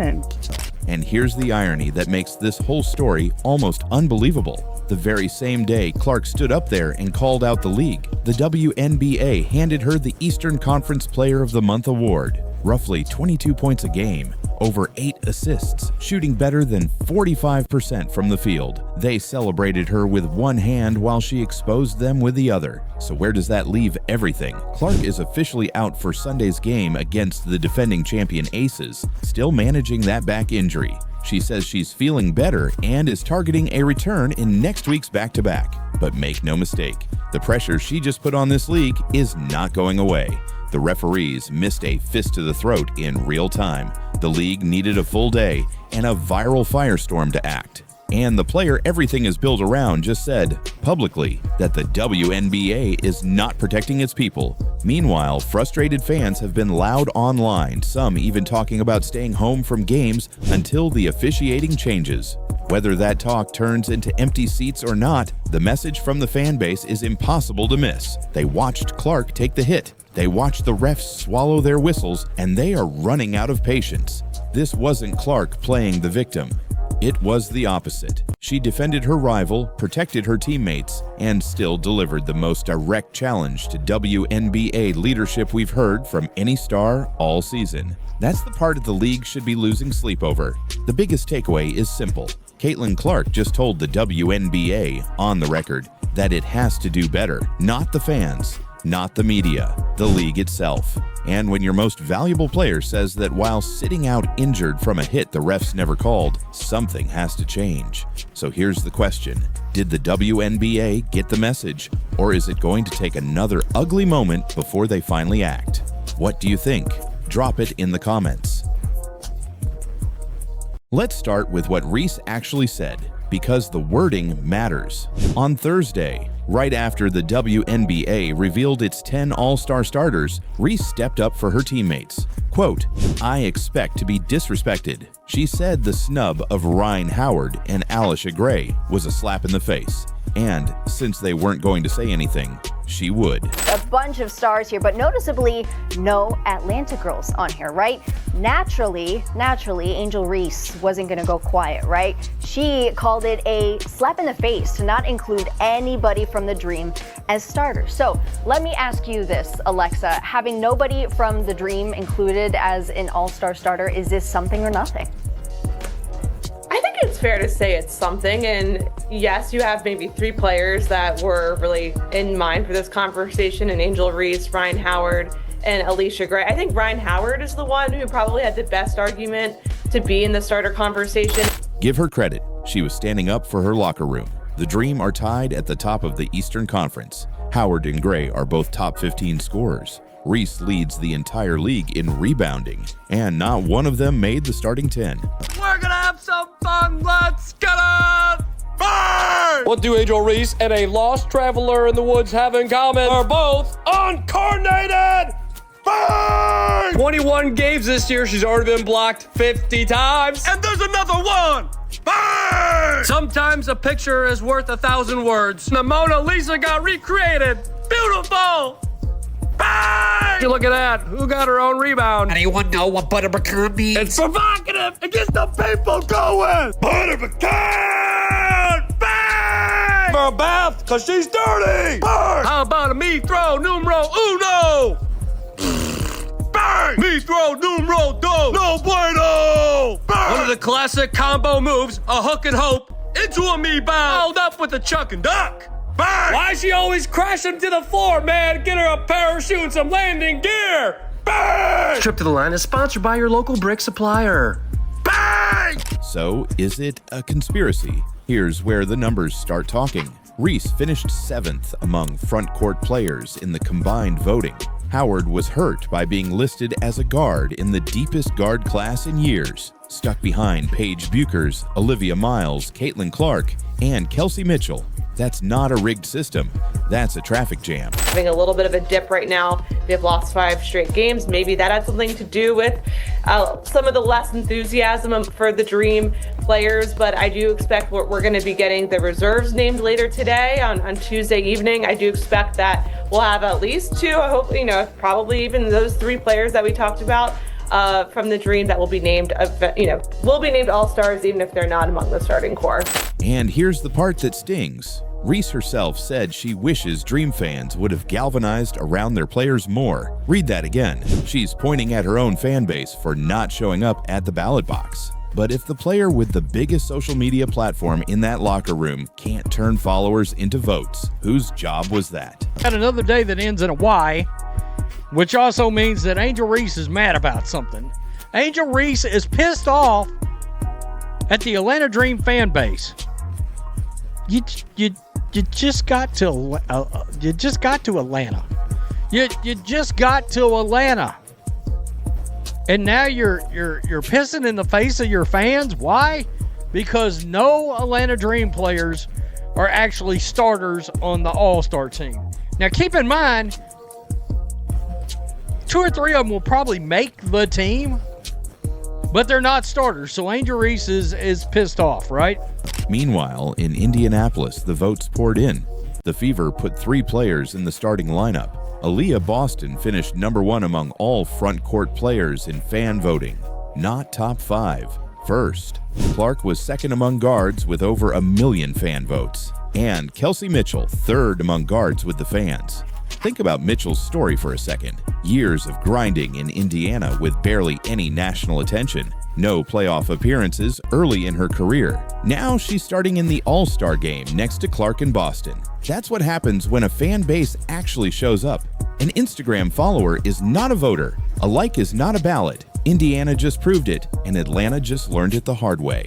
Before we jump into this, Angel Reese drowning her fans, or the Dream fans, of course. Look, let's be real. Angel Reese fans and actual basketball team fans are 2 different things.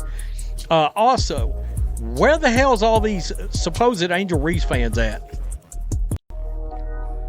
Because you wasn't exactly nipping at the heels of first, second, or third place in this All-Star vote based on fan voting. You were not. In fact, you were beat by like 350,000 votes. All right? Nearly 400,000 votes. But here's where this story takes a genuinely strange turn, because everything I just told you is about the fans. Once you get to the players' own ballots, the numbers stop making sense. Clark finished second among guards with the fans, third with the media. 2 separate groups, same conclusion. Then the player vote came in, and Clark dropped to 11th. At a position she's been dominating. And the WNBA is a complete clown show. This also maybe factors into Caitlin Clark being 11th ranked amongst guards for players. But I saw this and was like, can this league not get anything right? Anything right. Fewer than half of WNBA players turned in ballots for this year's All-Star starters, according to Alexa Philippou. Fans accounted for 50% of the final vote, while player and media each made up 25%. Less than half of your players got back. The players who guard her every single night, who build entire defensive game plans around stopping her, ranked her outside their top 10. And she wasn't alone. Kelsey Plum, averaging almost 24 points a game, ranked 12th by the players. Last year, the players had Clark 9th. This isn't a one-off, it's a pattern. And it gets worse. Reports came out that the player vote itself was a mess. Less than half the league even submitted a ballot. It's on the teams to hand them out. And by all accounts, some locker rooms barely participated. I saw something about like they didn't even get ballots or something like that. I don't know how it works. How is that freaking possible?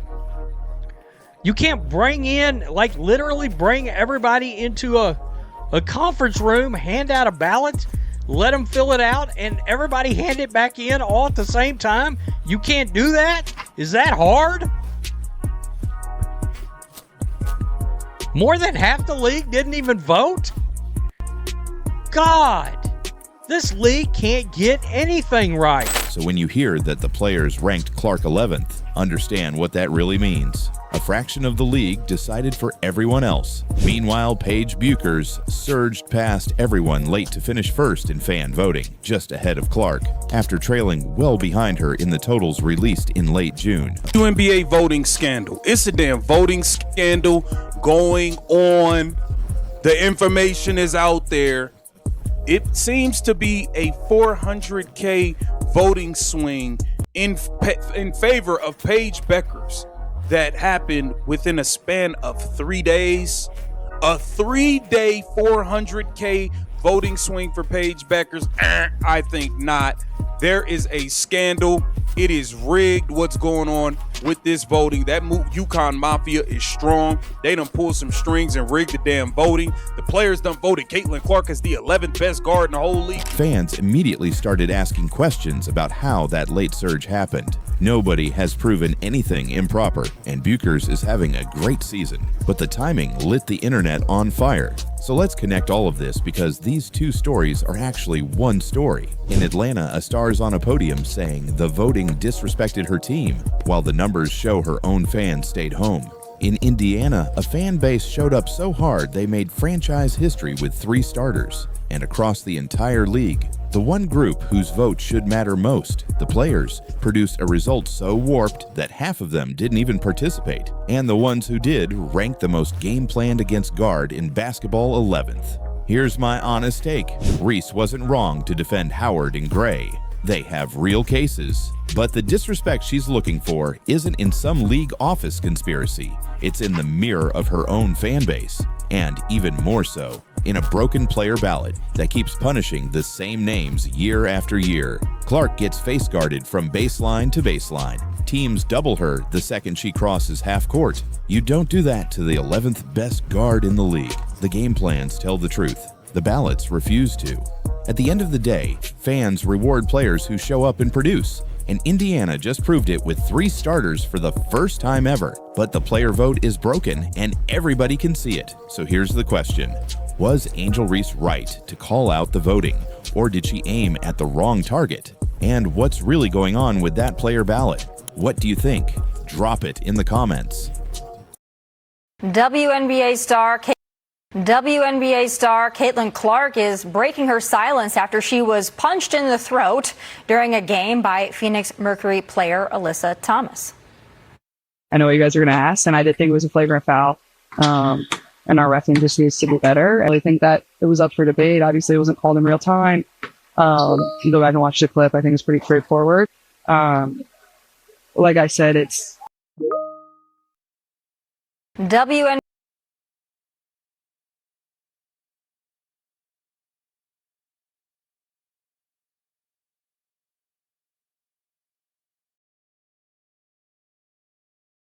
WNBA star Caitlin Clark is breaking her silence after she was punched in the throat during a game by Phoenix Mercury player Alyssa Thomas. I know what you guys are going to ask, and I did think it was a flagrant foul.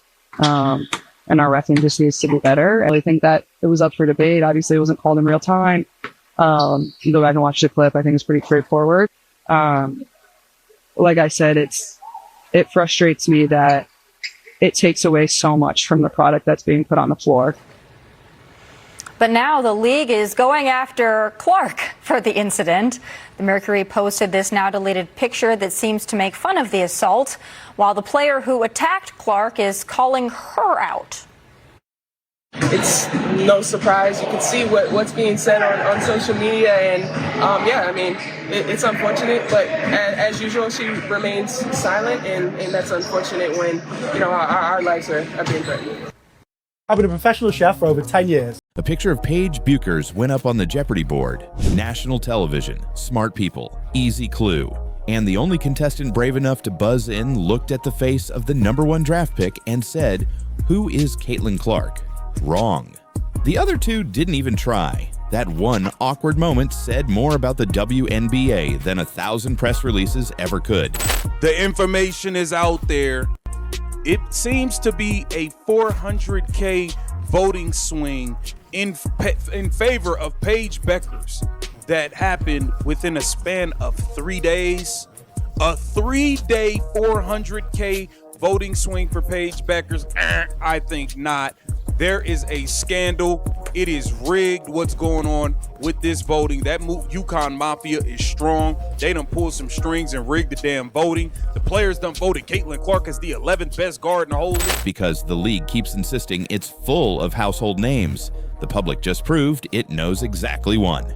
And right now, that one name is sitting on the bench, injured, while her own head coach is fighting a completely different battle. Absolutely unacceptable. There's been so much more toxicity, racism, homophobia. It is absolutely unacceptable. Most of this coming from the online community. Most of this, in my heart of hearts, I believe, not coming from WNBA fans. I believe that this is people who are using our league, using our players to further divisive agenda. Stick around, because these two stories collide in a way nobody's talking about. Let's start with the Jeopardy moment, because it's the perfect setup. The clue was a layup. A UConn star who won a national championship and went first in the WNBA draft. Her photo was right there on the screen. And the best guess in the room was Caitlin Clark. Listen to their response, and notice I did not say responses. Watch for yourself. This UConn star had an intense spring in 2025, being picked first in the WNBA draft. Rahul. Who is Caitlin Clark? No. Scott or Sarah? That's Paige Beckers. Not only do the smart people on Jeopardy have no idea who in the hell Paige Beckers is, outside of Caitlin Clark, they can't name another player in the WNBA dump. A player who never went to UConn and was drafted a year earlier. Now Beckers is a fantastic player. She just led the fan vote for this year's All-Star game. But that Jeopardy moment exposed the gap between media hype and actual public recognition. Believe it or not, yesterday, or maybe it was Wednesday, make-believe basketball was one of the questions on Jeopardy. Now, this was not Celebrity Jeopardy, where a trio of dorks combined their collective brain cell to figure out the identity of one of the Kardashians. This was real Jeopardy, featuring smart people. They showed a picture of Paige Beckers, who the media claims is one of the faces of the WNBA. The same Paige Beckers who can't fill a 7,000-seat pavilion with tickets selling for less than 10 Ethiopian breadcrumbs.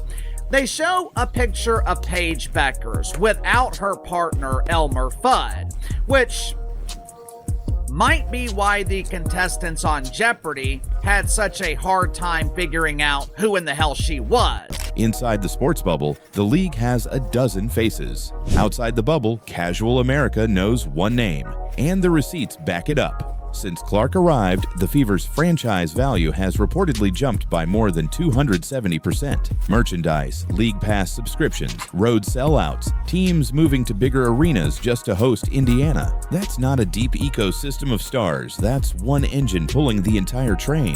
Paige Beckers, who none of y'all don't talk about her games, y'all don't cover her game. Like, come on, she a good player. I'm not knocking her, but y'all mean to tell me her popularity, her name is so hot that she jumped 400,000 votes in 3 days? WNBA voting scandal. This is rigged. It's clear as day. Paige Beckers wasn't getting no more votes than Caitlin Clark. Knock it off. Stop it. In terms of fan voting, absolutely not. This is a rigged job by the WNBA. They just did not want Caitlin Clark to be a captain once again. Which brings us to the problem. What happens when the engine breaks down? Because that's exactly what's happening. Clark has battled back problems all season. She needed her back worked on during the season opener. She sat out in May. Then came June 24th against Phoenix, the night Alyssa Thomas caught her in the throat with a fist, and a landing space foul jarred her back again. She hasn't played since, and she's out again Sunday. The league's own review called the Thomas play a non-basketball act and handed down a suspension, but the referees missed it live again, and fans have been keeping count. Since her rookie year, the list of controversial borderline plays involving Clark has grown long enough that even former team doctors from the men's game have publicly warned the physical toll on her is not sustainable.